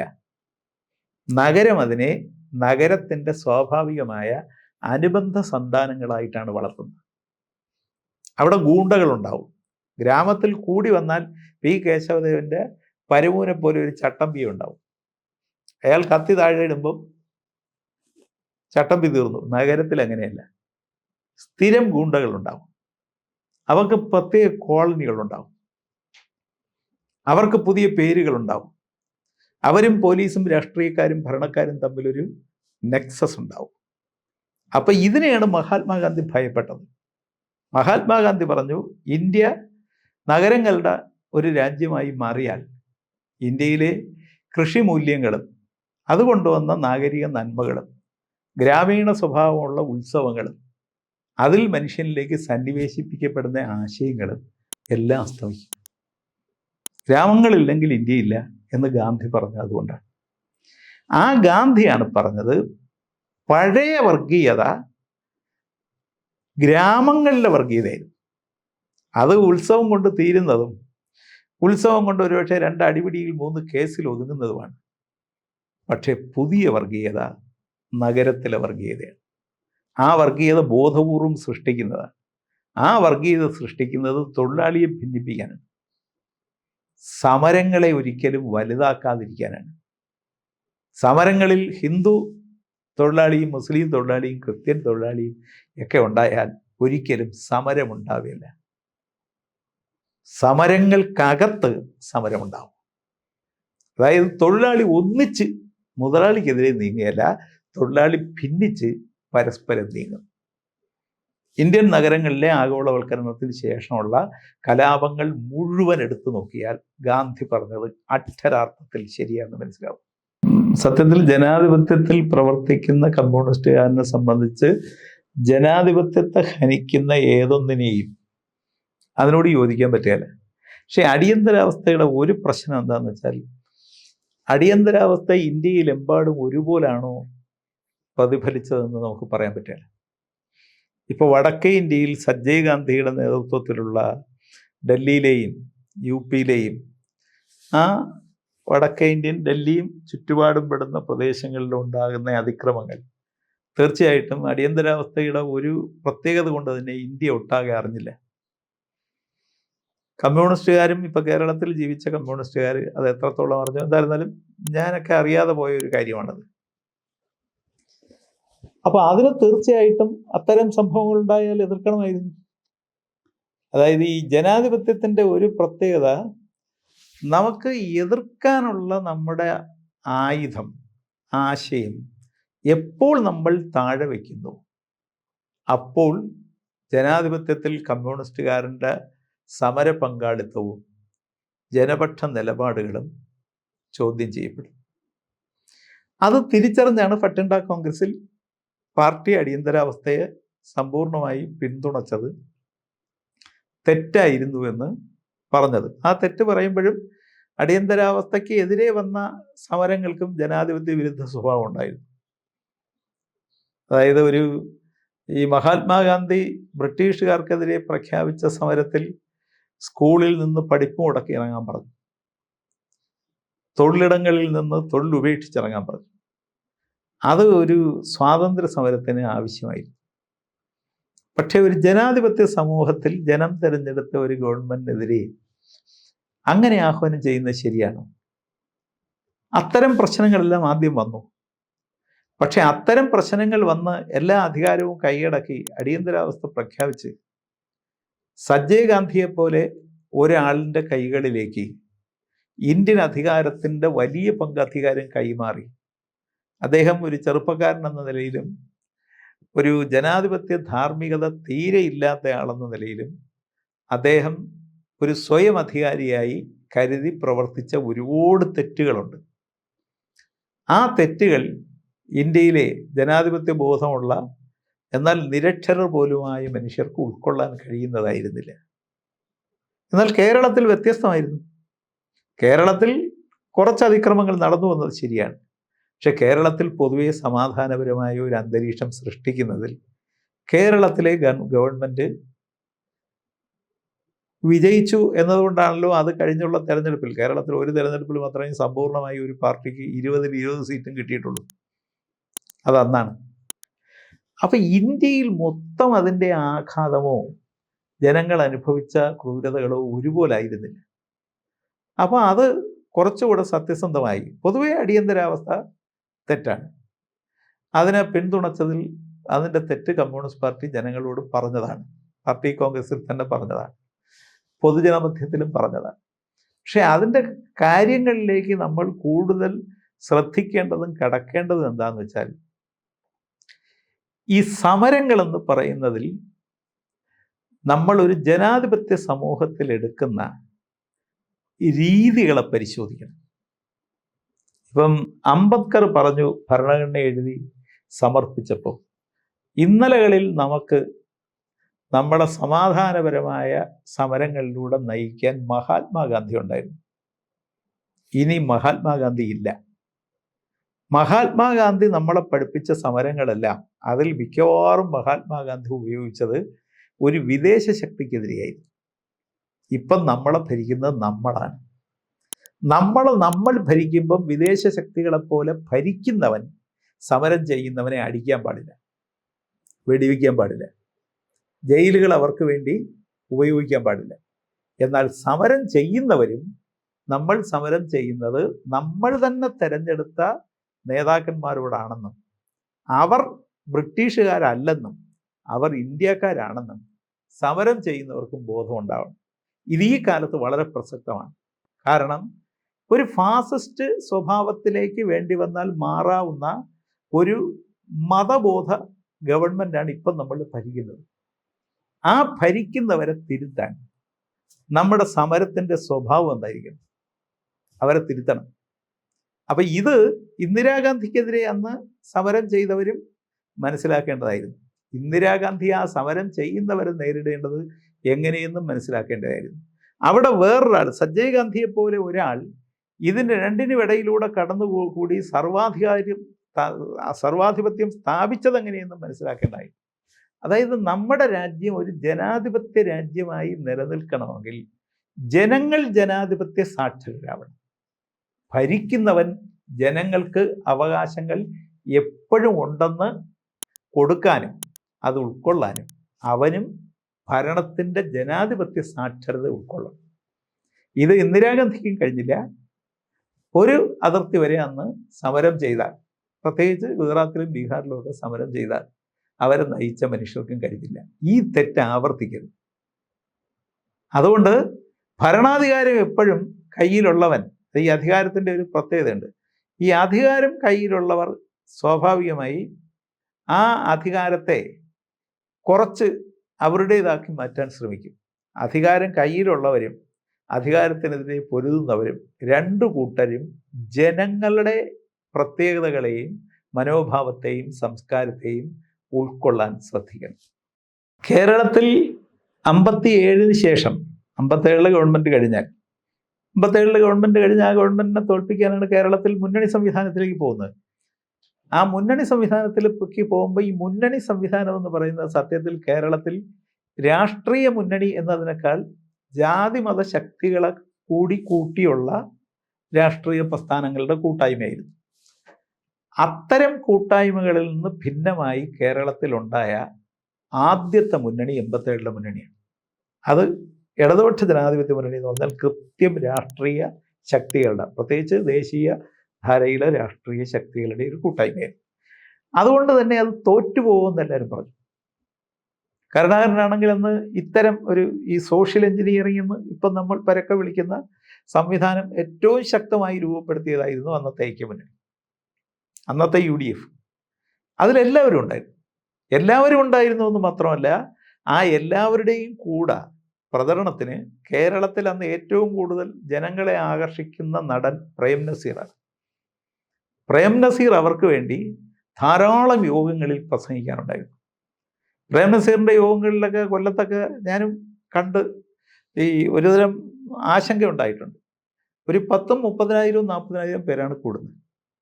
അതാരും ഇന്നത്തെ പോലെ വണ്ടി കൊണ്ടുവന്നിരുന്നൊന്നുമല്ല, പ്രേം നസീറിനെ കാണാൻ കൂടുന്നത്. അപ്പോൾ പ്രേം നസീർ അവിടെ പറയുന്നത് ഐക്യജനാധിപത്യ മുന്നണി സ്ഥാനാർത്ഥികളെ ജയിപ്പിക്കാനാണ്. അപ്പോൾ എല്ലാ പത്രങ്ങളും എഴുതി ഐക്യജനാധിപത്യ മുന്നണി ജയിക്കാൻ പോവുകയാണ്, ലെഫ്റ്റ് തോക്കാൻ പോവുകയാണ്. കാരണം പ്രേം നസീറിനൊക്കെ ഇങ്ങനെ കാണുമ്പം ഈ മനുഷ്യർ തന്നെ സാധാരണ കശുവണ്ടി തൊഴിലാളിയും കർഷക തൊഴിലാളിയും സാധാരണ മനുഷ്യരുമെല്ലാം അവർ ഈ സെക്കൻഡ് ഷോയ്ക്ക് പോയി പണിയൊക്കെ കഴിഞ്ഞ് വന്ന് ഈ പ്രേം നസീറിനെയും സിനിമയും കാണാനുള്ള ആഗ്രഹം കൊണ്ട് ടിക്കറ്റ് എടുത്ത് ഇരുട്ടത്തിരുന്ന് വെള്ളിത്തിരയിൽ കാണുന്ന ഈ നടനെ വെട്ടത്ത് കാണാനുള്ള സൗകര്യമാണ് UDF ചെയ്തു കൊടുത്തത്. അപ്പോൾ അങ്ങനെ കണ്ടു, ആഹ്ലാദത്തോടെ കണ്ടു. പക്ഷെ അന്നും ഞങ്ങൾക്കറിയാമായിരുന്നു ഇങ്ങനെ കണ്ടവരെല്ലാം വോട്ട് ചെയ്താൽ അവർ തന്നെ ജയിക്കും. പക്ഷേ കണ്ടവർ കണ്ടേച്ച് പോയി വോട്ട് ചെയ്തത് ഇടതുപക്ഷ ജനാധിപത്യ മുന്നണി. ആ ഇടതുപക്ഷ ജനാധിപത്യ മുന്നണി കേരളത്തിൽ ജയിച്ചു, ഭരണത്തിൽ വന്നു.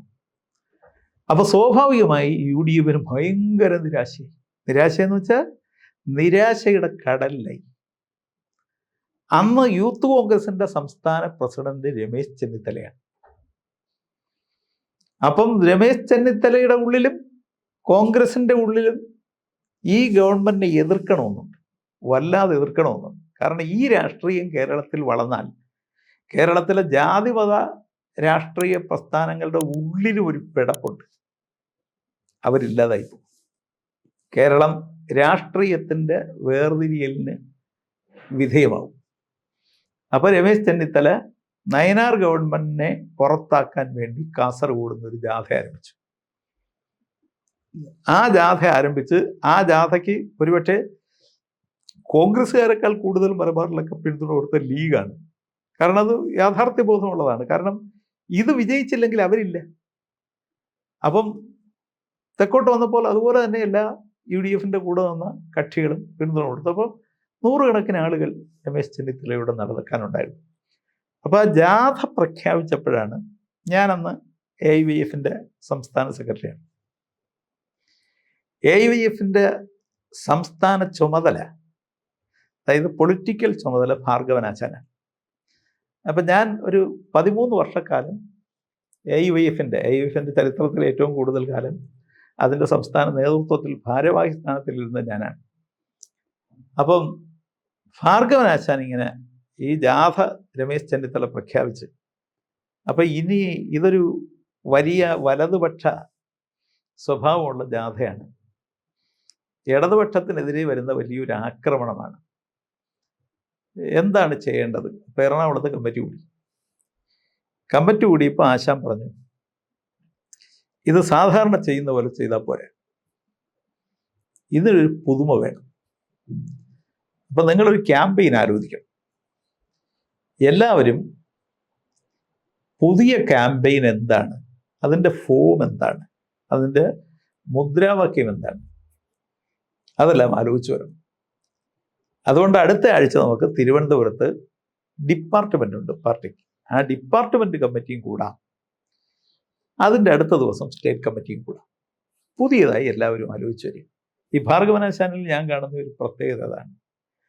ആശാൻ എപ്പോഴും നിലവിലുള്ളത് കൊണ്ട് തൃപ്തിപ്പെടുകയല്ല. പ്രത്യേകിച്ച് ചെറുപ്പക്കാരുടെ കാര്യത്തിൽ ചെറുപ്പക്കാർ പുതിയതെന്തെങ്കിലും ആവിഷ്കരിക്കണം. പുതിയതെന്തെങ്കിലും ആവിഷ്കരിച്ചാൽ ജനം അത് ഏറ്റുവാങ്ങാൻ വേണ്ടി മനസ്സ് തുറക്കും. അപ്പോൾ ആശാൻ അന്ന് ബാക്കി കാര്യങ്ങളൊക്കെ ചർച്ച ചെയ്ത് അടുത്ത ആഴ്ച തിരുവനന്തപുരത്ത് കൂടാനായി പിരിഞ്ഞു. അപ്പോൾ അതിൻ്റെ അടുത്ത ആഴ്ച അപ്പം ഞാനും ഇങ്ങനെ സംസ്ഥാന സെക്രട്ടറി എന്ന നിലയിൽ അതിൻ്റെ പ്രാഥമിക ഉത്തരവാദിത്വം ഉള്ളതുകൊണ്ട് സത്യനാണ് സംസ്ഥാന പ്രസിഡന്റ്. എങ്ങനെയാണ് ഈ പുതുമ കൊണ്ടുവരുന്നത്? രമേശ് ചെന്നിത്തലയാണ് നടക്കുന്നത്. അതിൻ്റെ പിന്നിൽ ഒരു വലിയ ജനവിഭാഗമുണ്ട്, ഒരുപാട് പാർട്ടികളുണ്ട്. അപ്പം അവർക്കെതിരെ ഒരു ക്യാമ്പയിൻ എങ്ങനെയാണ്? അപ്പം അതിൻ്റെ അടുത്ത ആഴ്ച കൂടി. അപ്പോൾ ആശാൻ പറഞ്ഞു, എല്ലാവരും പറയുക എന്നൊക്കെ പറഞ്ഞു. അപ്പോൾ സ്വാഭാവികമായി പലതും ആലോചിച്ചപ്പോൾ ആശാൻ പറഞ്ഞു, 2 കാര്യങ്ങളുണ്ട്. ഒന്ന്, ഈ ജാഥയെ അവർ വല്ലാതെ ഏറ്റുവാങ്ങി, UDFൻ്റെ മാസ് വല്ലാതെ ഏറ്റുവാങ്ങി. മാസ് ഏറ്റുവാങ്ങുമ്പം LDF മാസിന് പകരമൊന്ന് വേണമെന്ന് തോന്നും. അപ്പം നമ്മൾ നടത്തുന്നത്, നിങ്ങൾ AIVFകാരാണെങ്കിലും ഇതിൻ്റെ പിന്നിൽ CPI മാത്രമാണ് ഉള്ളതെന്ന് നിങ്ങൾ ധരിക്കരുത്. കേരളത്തിലെ LDF മാസിന് വേണ്ടിയാണ് നിങ്ങളിത് നടത്തേണ്ടത്. അപ്പോൾ ആ മാസ് നിങ്ങൾ ഏറ്റെടുക്കുക. അപ്പം മാസ് നിങ്ങളെ ഏറ്റെടുക്കാൻ വേണ്ടി നിങ്ങൾ ഒരു പ്രചരണ സംവിധാനം ഉണ്ടാക്കുകയാണെങ്കിൽ ആദ്യം നിങ്ങളുടെ മനസ്സിൽ ഇപ്പം നൊന്ത് നിൽക്കുന്ന, അതായത് ഒരു നല്ല ഗവൺമെൻറ് കേരളത്തിൽ വന്ന് ഒരു പുതുമയോടുകൂടി ഇന്ത്യൻ രാഷ്ട്രീയത്തിൽ തന്നെ ഈ വർഗീയ ജാതീയ രാഷ്ട്രീയത്തിന് ബദലായി നിങ്ങൾ വയ്ക്കുന്ന ഒന്ന് ഏറ്റെടുക്കാൻ തയ്യാറായ ഒരു ലെഫ്റ്റ് മാസ് കേരളത്തിലുണ്ട്. അപ്പം അവരെ നിങ്ങൾ അഭിസംബോധന ചെയ്യും. അപ്പോൾ എല്ലാവരും ഇങ്ങനെ ചിന്തിച്ച് അവസാനമാണ്, അങ്ങനെയാണെങ്കിൽ നമുക്ക് ആ മാസിന് കൂടി തൃപ്തിപ്പെടുന്ന തരത്തിൽ നമുക്ക് ഒരു വനിതാ മാർച്ച് എന്ന ആശയം വരുന്നത് അങ്ങനെയാണ്. സ്ത്രീകൾ രമേശ് ചെന്നിത്തലയ്ക്കും അദ്ദേഹം വയ്ക്കുന്ന രാഷ്ട്രീയത്തിനും മറുപടി പറയണം. അപ്പൊ സ്ത്രീകൾ കേരളത്തിൽ അങ്ങനെ ഒരു മാർച്ച് കാസർഗോഡ് മുതൽ തിരുവനന്തപുരം വരെ, പ്രത്യേകിച്ച് ചെറുപ്പക്കാരായ സ്ത്രീകൾ, നടന്നിട്ടില്ല. അത് നടക്കണം. അത് കേരളത്തിലെ ഗവൺമെന്റിന്റെ ചെറിയ തെറ്റുകൾ നിങ്ങൾ ചൂണ്ടിക്കാണിക്കണം. പക്ഷേ കോൺഗ്രസ് ആണ് ഇന്ത്യ ഭരിക്കുന്നത്. കോൺഗ്രസ് ഗവൺമെന്റിന്റെ വലിയ തെറ്റുകൾ, പ്രത്യേകിച്ച് അവർ വർഗീയതയിലേക്കും വലതുപക്ഷത്തിലേക്കും മാറുകയാണ്, സാമ്പത്തികമായും രാഷ്ട്രീയമായും. അതിനെ നിങ്ങൾ തുറന്നു കാണിക്കണം.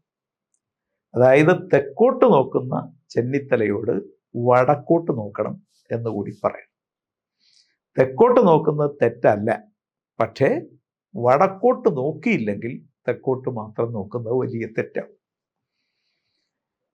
അപ്പം സ്വാഭാവികമായി ഞങ്ങൾക്കും ചെറിയ ആശങ്ക. പാർട്ടി എക്സിക്യൂട്ടീവിലൊക്കെ ചർച്ച വരുമ്പോൾ എക്സിക്യൂട്ടീവിൽ പലരും പറഞ്ഞു, ഇത് വിജയിക്കുമോ? ഈ പെൺകുട്ടികൾക്ക് 1 മാസം, പ്രത്യേകിച്ച് 32 ദിവസം അങ്ങനെ ഒരുമിച്ച് നടക്കാൻ പറ്റൂ? അവർക്ക് അവരുടേതായ പ്രശ്നങ്ങൾ വരികയല്ലേ? ഇതിൻ്റെ സംരക്ഷണം ആര് കൊടുക്കും? ഇതിൻ്റെ സൗകര്യങ്ങൾ കൊടുക്കും? നമ്മുടെ പാർട്ടിക്ക് അത്രത്തോളം സൗകര്യങ്ങൾ, ലോഡ്ജ് മുറികളിലും മറ്റതൊക്കെ കൊടുക്കാനുള്ള ശേഷിയുണ്ടോ? ഇങ്ങനെ ഒരുപാട് കാര്യങ്ങൾ ചർച്ച ചെയ്യും. അവസാനം ഭാർഗവനാശാൻ്റെ ഭയങ്കര പിന്തുണയുണ്ടായിരുന്നു എനിക്ക്. ബാക്കി എതിർപ്പുകളൊക്കെ വന്നപ്പോൾ ആശാൻ പറഞ്ഞു, എവർ പുതുമയുള്ള ഒരു ആശയം കൊണ്ടുവന്നു. അപ്പം ഞാനത് പാർട്ടി എക്സിക്യൂട്ടീവിലുണ്ട്. പുതുമയുള്ള ഒരു ആശയം കൊണ്ടുവന്നു, അതവർ നടത്തി പരാജയപ്പെടുന്നെങ്കിൽ പരാജയപ്പെടട്ടെ, അത് അവരുടെ റിസ്ക്. നമ്മളെന്തിനാ അതിൽ റിസ്ക് എടുക്കുന്നത്? പ്രത്യേകിച്ച് കമ്മ്യൂണിസ്റ്റുകാർ അതിലെന്തിനാ പേടിക്കുന്നത്? അവരാ റിസ്ക് എടുക്കാൻ തീരുമാനിച്ചു, അവരെടുക്കട്ടെ. അങ്ങനെയാണ് അത് തീരുമാനിച്ചത്. അപ്പോൾ രമേശ് ചെന്നിത്തല ജാഥ തുടങ്ങി. രമേശ് ചെന്നിത്തലയുടെ ജാഥ വടകര എത്തുമ്പോഴാണ് ഈ വനിതാ മാർച്ച് കാസർഗോഡ് നിന്ന് PKB ഉദ്ഘാടനം ചെയ്യുന്നു. അപ്പോൾ അത് 51 പെൺകുട്ടികളെ തീരുമാനിച്ചു. പക്ഷേ 52 പേര് വന്നു. ഇടുക്കിയിൽ നിന്ന് ഒരാൾ അധികം വന്നു. അപ്പം അതുമായിട്ടാണ് നടക്കുന്നത്. അപ്പോൾ ആദ്യത്തെ ദിവസമൊക്കെ ആശങ്ക ഉണ്ടായിരുന്നു. ആദ്യത്തെ ദിവസം കാഞ്ഞങ്ങാട് സമാപിക്കുമ്പോൾ ഒരു 5000 പേര് കൂടെ നടക്കാറുണ്ട്. 5000 പേരിൽ 10,000-4000 പേരും എനിക്ക് തോന്നുന്നു ലെഫ്റ്റ് മാസാണ്, CPIക്കാരൊന്നുമല്ല. രണ്ടാമത്തെ ദിവസം കാസർഗോഡിൻ്റെ അതിർത്തിയിൽ സമാപിക്കുമ്പോൾ ഒരു വലിയ പെരേഡത്തിലാണ് ഈ ആദ്യത്തെ ദിവസത്തെ അനുഭവം കൊണ്ടവർ സ്റ്റേജ് കെട്ടി. അപ്പോൾ ആ പെരേഡവും നിറഞ്ഞു, അതിൻ്റെ ചുറ്റുപാടും ഒക്കെ നിറഞ്ഞു. അപ്പോൾ കാസർഗോഡുള്ള ഒരു CPIയിലെ പ്രായമായ സഹാവ് ഒന്ന് എന്നെ കെട്ടിപ്പിടിച്ചു. അപ്പം ഞാനാണ് ജാഥ ഡയറക്ടർ, ഞാൻ കൂടെ നടക്കുന്നുണ്ട്. എന്നെ കെട്ടിപ്പിടിച്ച് സഹാവ് പറഞ്ഞു, സഹാവേ ഇനി മരിച്ചാലും കുഴപ്പമില്ല. അപ്പം എനിക്കും അങ്ങ് സങ്കടം വന്നു. ഞാൻ പറഞ്ഞു, അതെന്താ സഹാവേ? അതല്ല, പാർട്ടി പിളർന്നതിന് ശേഷം ഇങ്ങനെ ഒരു യോഗം നമുക്ക് നടത്താൻ കഴിഞ്ഞിട്ടില്ല. ഇതെന്തായാലും ഈ കൂടിയതിൽ ഒരു 70-75% സഹാവേ CPM മാസാണ്. അവരിങ്ങനെ നമ്മളോട് ഒരു പരാതിയും ഇല്ലാതെ വന്നു കൂടണമെങ്കിൽ അവരുടെ ഹൃദയത്തിൽ തട്ടിയെന്ന്.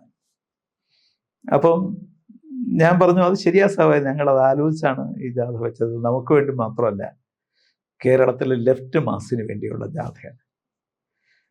അപ്പം ആ സാവ് കെട്ടിപ്പിടിച്ച് അഭിനന്ദനമൊക്കെ പറഞ്ഞ് കരഞ്ഞിട്ട് പോയി. എനിക്കും സന്തോഷമായി. അപ്പോൾ അത് കഴിഞ്ഞ് പാർട്ടി പ്രത്യേക സർക്കുലർ കൊടുത്തു. ഇതൊരു സാധാരണ ജാഥയല്ല, ഇതൊരു അസാധാരണ ജനതിരയിളക്കമുണ്ട് ഇതിന്. അത് പാർട്ടി ഇവരെ ശ്രദ്ധിക്കണം. ഇപ്പം നയനാർ തന്നെ മുഖ്യമന്ത്രിയാണ്, അദ്ദേഹം തന്നെ പോലീസിന് പ്രത്യേക നിർദ്ദേശം കൊടുത്തു, ഈ ജാഥയ്ക്ക് ഒരു കുഴപ്പമില്ലാതെ നോക്കിക്കൊള്ളണം. അത് ഇങ്ങനെ വന്ന് വടകരയൊക്കെ വരുമ്പം, വടകര എല്ലാ സമാപന മീറ്റിങ്ങുകളിലും ഞാൻ പ്രസംഗിക്കും. അപ്പോൾ വടകര വരുമ്പം ജാഥയ്ക്ക് മുന്നോട്ട് പോകാൻ പറ്റുന്നില്ല. ഒരു 5:30 മണിക്ക് റോഡ് നിറയെ ആളാണ് ഇതിനെ കാണാൻ. അപ്പം 10,000 പേരിങ്ങനെ നടക്കുന്നുണ്ട്. ഈ റോഡ് നിറയെ ആൾ. അവസാനം പോലീസ് വന്ന് വഴിയൊരുക്കുകയാണ് ഈ കോട്ടമൈതാനത്ത് കെട്ടിടത്തിൻ്റെ മണ്ടയിൽ ആൾ, ബസ് സ്റ്റാൻഡിൽ നിന്ന് ബസ് കയറാൻ പറ്റിയില്ല, അവിടെ ആൾ. ആദ്യമായിട്ടാണ് സിനിമ കണ്ടുകൊണ്ടിരുന്ന 6 തിയേറ്ററിലെ മനുഷ്യർ സിനിമ തീരുന്നതിന് മുമ്പ് ജാഥ കാണാൻ ഇറങ്ങിയത്. അപ്പോൾ അന്ന് ആ സമയത്ത് ഈ മോഹൻലാൽ ഇങ്ങനെ ഉയർന്നു വന്ന് സമൂഹത്തിൻ്റെ മൊത്തം ശ്രദ്ധ ആകർഷിച്ച നടനായി നിൽക്കുന്ന സമയമാണ്. അപ്പോൾ മീനാക്ഷി ടീച്ചർ അവിടെ വന്ന് പ്രസംഗിച്ച് കഴിഞ്ഞ് എന്നോട് പറഞ്ഞു, എൻ്റെ മുല്ലക്കരെ, ഈ ജാഥ കാണാൻ ഈ മോഹൻലാലിൻ്റെ ഒരു 10-25 തിയേറ്ററിലെ സിനിമ ഒരുമിച്ച് വിട്ടാൽ ഒരു പുതിയ അദ്ദേഹത്തിൻ്റെ നിറഞ്ഞോടുന്ന സിനിമയ്ക്ക് ആളെങ്ങനെയാണ്, അതുപോലെയാണ് ഈ ജാഥയ്ക്ക് ആൾ സമ്മതിച്ചിരിക്കുന്നതെന്ന് പറഞ്ഞു. അപ്പോൾ ടീച്ചർ പിന്നെ വിളിക്കാതെ തന്നെ ഒരുപാട് യോഗങ്ങളിൽ വന്നു. അപ്പോൾ അത് ഒരു അനുഭവമാണ്. ആ അനുഭവത്തിൽ നിന്ന് പഠിച്ചത് തിരുവനന്തപുരത്ത് സമാപിക്കുമ്പോൾ ആശാൻ ഞങ്ങളോട് പറഞ്ഞു, നിങ്ങൾ തീരുമാനിച്ചത് വളരെ ശരിയാണ്. നിങ്ങൾ ആരെങ്കിലുമാണ് ഈ ജാഥ നയിച്ചിരുന്നെങ്കിൽ, എത്ര നക്ഷത്ര ശോഭയുള്ള ആളാണെങ്കിലും ഈ ജാഥ ഇങ്ങനെ വിജയിക്കുകയില്ല. ഇത് 2 കാര്യം കൊണ്ടാണ് വിജയിച്ചത്. ഒന്ന്, നിങ്ങൾ കൃത്യമായ സമയത്താണ് ജാഥ നടത്തിയത്. മനുഷ്യൻ്റെ മനസ്സിൽ അതിനെതിരെ മറുപടി പറയണമെന്ന് ലെഫ്റ്റ് മാസിന് ഒരാഗ്രഹം ഉണ്ടായിരുന്നു. ആ മറുപടി നിങ്ങൾ ജനത്തിന് ഇഷ്ടപ്പെട്ട തരത്തിൽ കൃത്യമായി പറഞ്ഞു. കൃത്യമായി പറഞ്ഞപ്പോൾ ആ രാഷ്ട്രീയം ജനം സ്വീകരിച്ചു. അപ്പം നിങ്ങൾ 2 കാര്യത്തിലാണ് വിജയിച്ചത്. ഒന്ന്, നിങ്ങൾ തിരഞ്ഞെടുത്ത സമയം. 2, നിങ്ങൾ പ്രചരണത്തിൽ സ്വീകരിച്ച രൂപം. ഇത് 2ഉം ഈ ജാഥ ഇങ്ങനെ വിജയിക്കാൻ കാരണമായി. എന്നിട്ട് ആശാൻ ഒരു കാര്യം കൂടെ പറഞ്ഞു, ഇതൊക്കെ പാഠമാണ്. ഇതിനെ അനുകരിച്ച് നടുനീള വനിതാ മാർച്ച് നടത്തിയാൽ വിജയിക്കുകയില്ല. അതായത് ഓരോ കാര്യവും നടത്തുമ്പോൾ ആ കാലവും ആ കാലത്തെ രാഷ്ട്രീയവും അതിൽ ചേർക്കുന്ന പ്രചരണത്തിലെ പുതുമയും വിജയിക്കുന്നതിൻ്റെ ഘടകമാകും. അതാണ് ഇപ്പം വിജയിച്ചത്. അപ്പോൾ അത് തീർച്ചയായിട്ടും അത് കഴിഞ്ഞ് അതിൻ്റെ അടുത്ത വർഷമായപ്പോഴാണ് ഈ ബാബറി മസ്ജിദ് രാമ ജന്മഭൂമി പ്രശ്നം ഉയർന്നു വരുന്നത്. ആ പ്രശ്നം ഉയർന്നു വന്നപ്പോഴാണ് ഞങ്ങൾ ഈ രക്തപ്രതിജ്ഞ എന്ന് പറയുന്ന പരിപാടി കേരളത്തിൽ നടത്തിയത്. അത് DYFIയും AYYFും ഒരേ ദിവസം നടത്തിയ പരിപാടിയാണ്. നവംബർ 1-ാം തീയതിയാണ്. ആ നവംബർ 1-ാം തീയതി നടത്താൻ തീരുമാനിച്ചപ്പോൾ അതും ഇതുപോലെ ആശങ്ക ഉണ്ടായി. അവർ നടത്തുന്ന പോലെ പരിപാടി നമ്മൾ നടത്തിയാൽ, അപ്പോഴും ഞാൻ പറഞ്ഞു അതല്ല, രക്തപ്രതിജ്ഞ വിജയിക്കും. അതിൻ്റെ കാര്യം ഞങ്ങൾ ഇന്ത്യൻ ജനത രക്തം ചൊരിയാതിരിക്കാൻ വേണ്ടിയാണ് നമ്മൾ ഒരു തുള്ളി രക്തം കൊണ്ട് പ്രതിജ്ഞ ചെയ്യുന്നത്. രാജ്യം രക്തസാക്ഷിയാവരുത്. അതിന് വേണമെങ്കിൽ നമ്മൾ നമ്മുടെ രക്തം കൊടുക്കണം. അപ്പം ഞാൻ എക്സിക്യൂട്ടീവിൽ വിശദീകരിച്ച് ഇതാണ്, ഇതിൽ സഹായിക്കണം. അപ്പോഴും ആശാൻ ഇടപെട്ടത്. ഇത് രണ്ടും കൂടെ ഒരു ദിവസം, ആശാൻ രണ്ടും കൂടെ ഒരു ദിവസം ഒന്ന് പരാജയപ്പെടുന്നെങ്കിൽ പരാജയപ്പെട്ടുപോട്ടെ, അവർ തീരുമാനിച്ചു, അത് നടക്കട്ടെ. പക്ഷേ കേരളത്തിലെമ്പാടും അതൊരു സംഭവമായി. പഞ്ചാബിലെ വെടികൊണ്ട് മരിച്ച ഈ ദർശൻ സിംഗ് കനേഡിയൻ മുതൽ എത്രയോ പേരാണ് പഞ്ചാബിൽ കമ്മ്യൂണിസ്റ്റ് പാർട്ടിയുടെ പേരിൽ ഈ ഭിദ്രൻവാല ഒരുക്കിയ ഭീകരവാദത്തിൻ്റെ മുമ്പിൽ മരിച്ചു വീണത്. ആ കുടുംബങ്ങളിലെ ചിലരെല്ലാം പ്രചരണത്തിനും അവിടുത്തെ ചില നേതാക്കന്മാരും ഇവിടെ വന്നപ്പോൾ ഞാൻ ഓർക്കുന്നു, ആയിരക്കണക്കിന് ആളുകളാണ് വെറുതെ ഒരു മൈക്ക് അനൗൺസ്മെൻറ്റും ഒരു ബോർഡും വെച്ച് വന്നു കൂടിയത്. ആ പരിപാടിയും കൂടെ കഴിഞ്ഞപ്പോൾ നമുക്ക് ഇന്ത്യയിലെ രാഷ്ട്രീയ സാഹചര്യങ്ങളിൽ വർഗീയത കൊണ്ടുവരുന്നതിനെ ഒരു മതേതരത്വ ബോധമുള്ള ജനത, പ്രത്യേകിച്ച് കേരളത്തിലെ ജനത എങ്ങനെയാണ് കൈകോർത്ത് നിന്ന് ചെറുത്തു തോൽപ്പിക്കാൻ ശ്രമിക്കുന്നതെന്ന് ബോധ്യമായി. അപ്പം അങ്ങനെ ചില പരിപാടികളിലൂടെയാണ് ആ കാലത്ത് മുന്നോട്ട് പോയത്. അത് കൃത്യസമയത്താണ് വർഗീയതയ്ക്കെതിരായ പോരാട്ടവും നമ്മൾ എടുത്തത്. വർഗീയതയെ തുറന്നു കാണിച്ചുകൊണ്ട് കേരളത്തിലെ ലെഫ്റ്റ് മനസ്സിൻ്റെ മനസ്സിലേക്ക് നമ്മൾ മുട്ടിയാൽ ശരിയാണെങ്കിൽ അവർ വാതായനം തുറന്നു തരാൻ തയ്യാറാണെന്ന് അറിയിക്കുന്നതായിരുന്നു കേരളത്തിലെ വനിതാ മാർച്ച്. അപ്പം അത്തരം എക്സ്പീരിയൻസ് സത്യത്തിൽ ഈ പുതുമ ആഗ്രഹിക്കുന്ന ഒരു രാഷ്ട്രീയത്തിന് ഏറ്റവും നന്നായി മനസ്സ് തുറന്നു കൊടുക്കുന്നത് പഴയ തലമുറയാണെന്ന് ഞങ്ങൾക്ക് മനസ്സിലായി.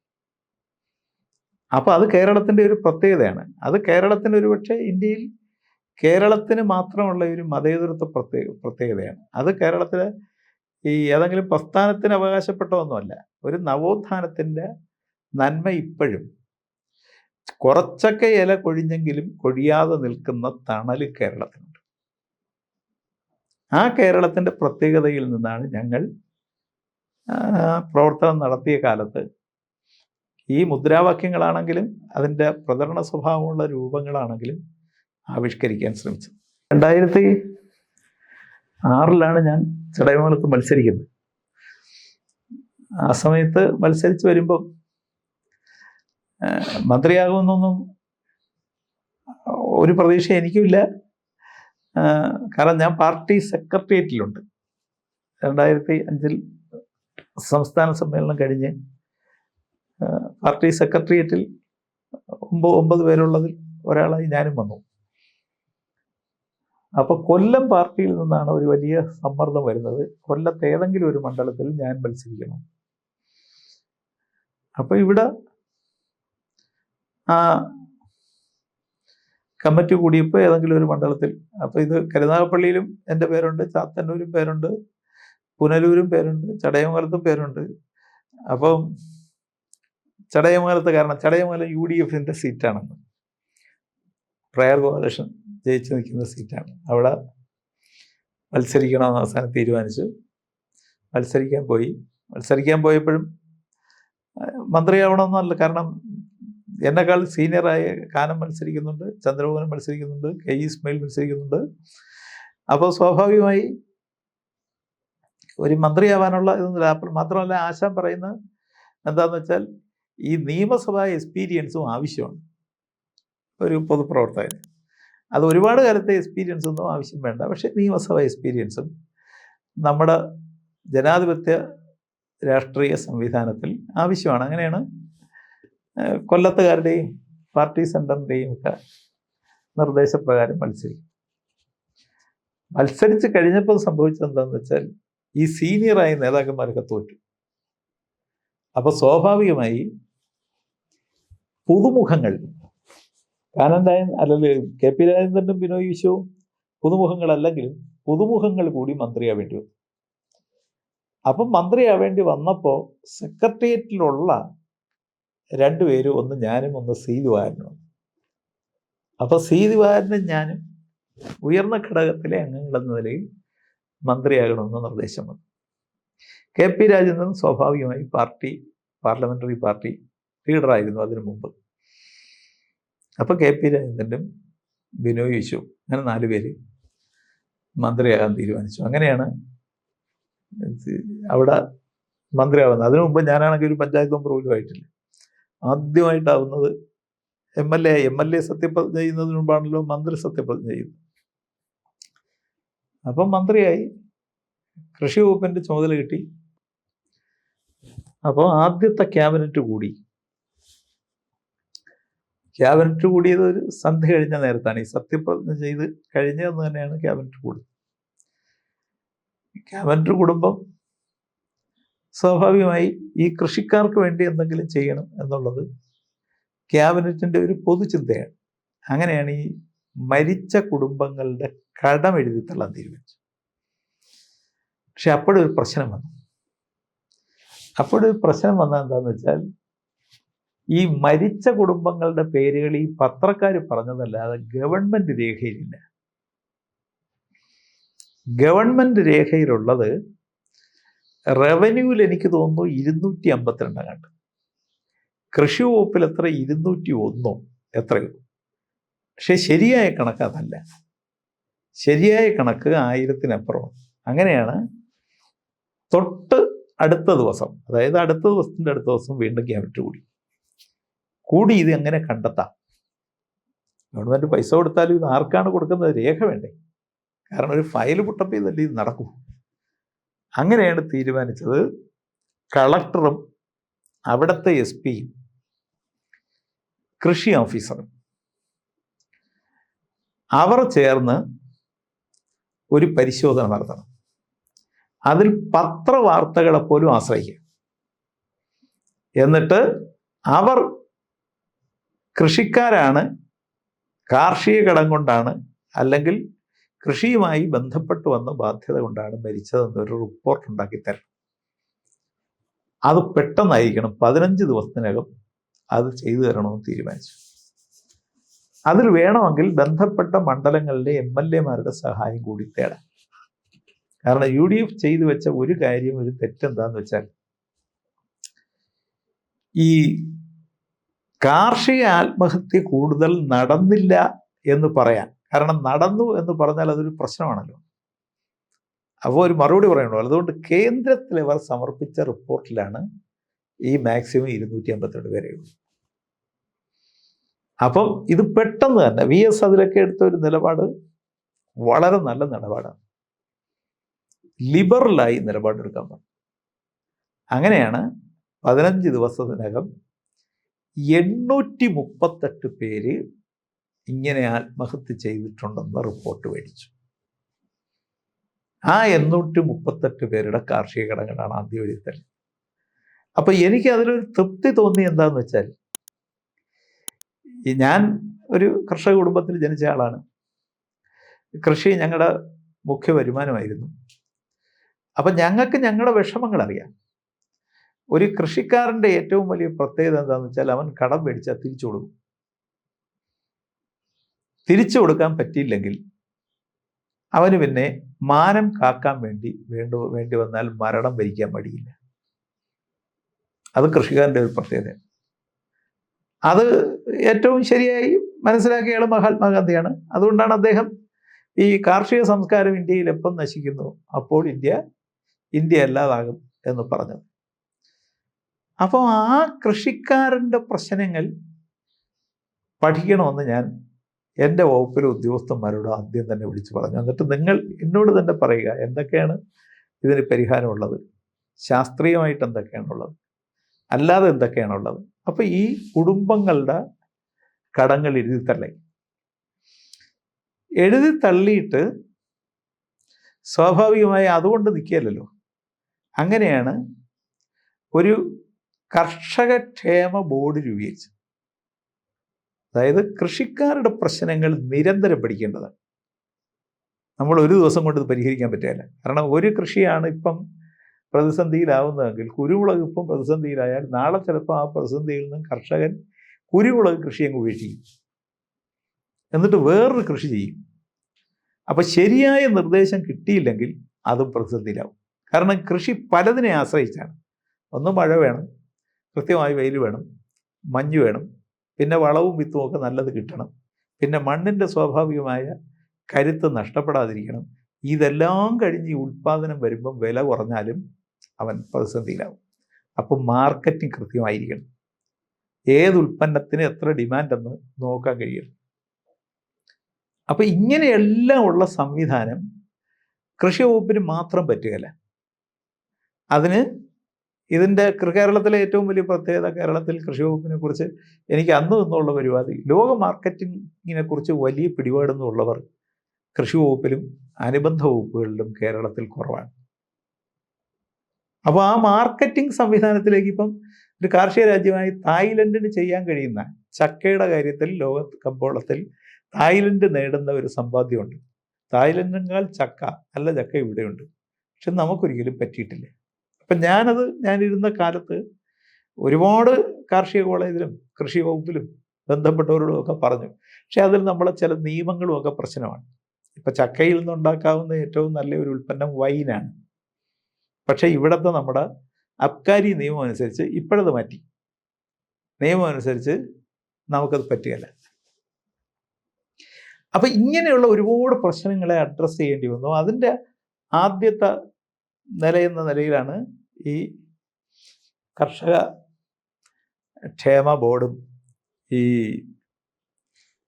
കർഷകരുടെ കടങ്ങൾ എഴുതിത്തള്ളാനുള്ള സംവിധാനവും ഒക്കെ രൂപീകരിച്ച്, പിന്നെയാണ് ഇവിടുത്തെ നമ്മൾ തന്നെ നിർദ്ദേശം കൊടുത്ത് അവരുടെ സമ്മർദ്ദം ചെലുത്തിയാണ് ഈ വയനാട്, ഇടുക്കി, കുട്ടനാട് പാക്കേജ് ഉണ്ടാകും.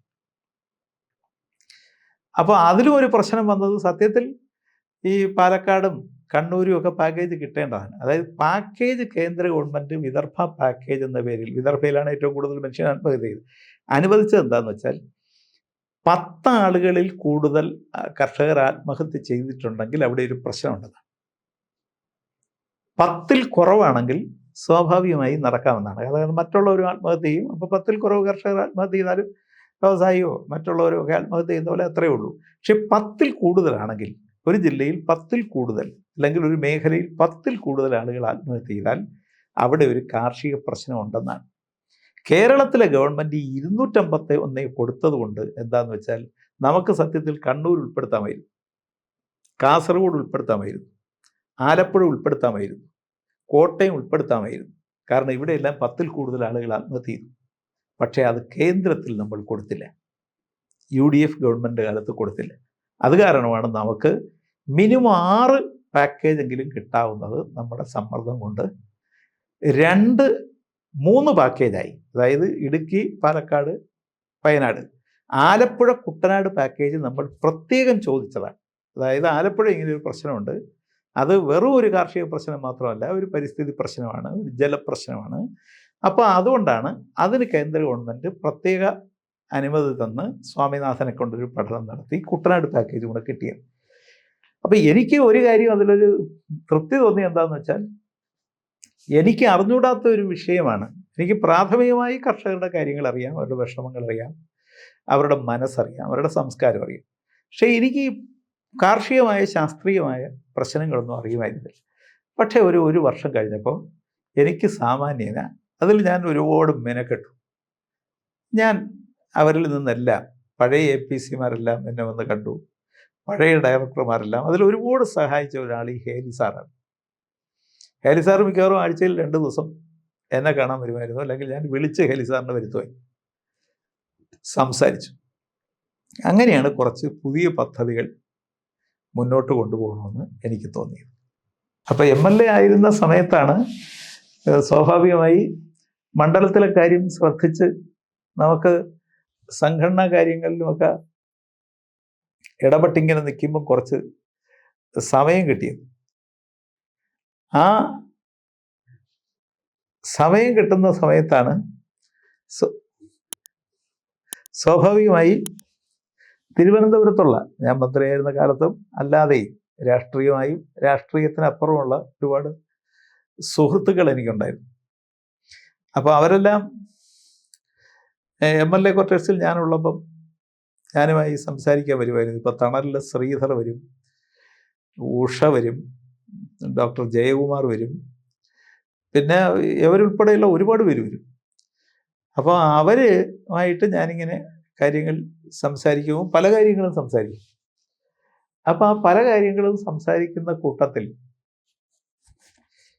എൻ്റെ മണ്ഡലത്തിൽ ഞാൻ 2006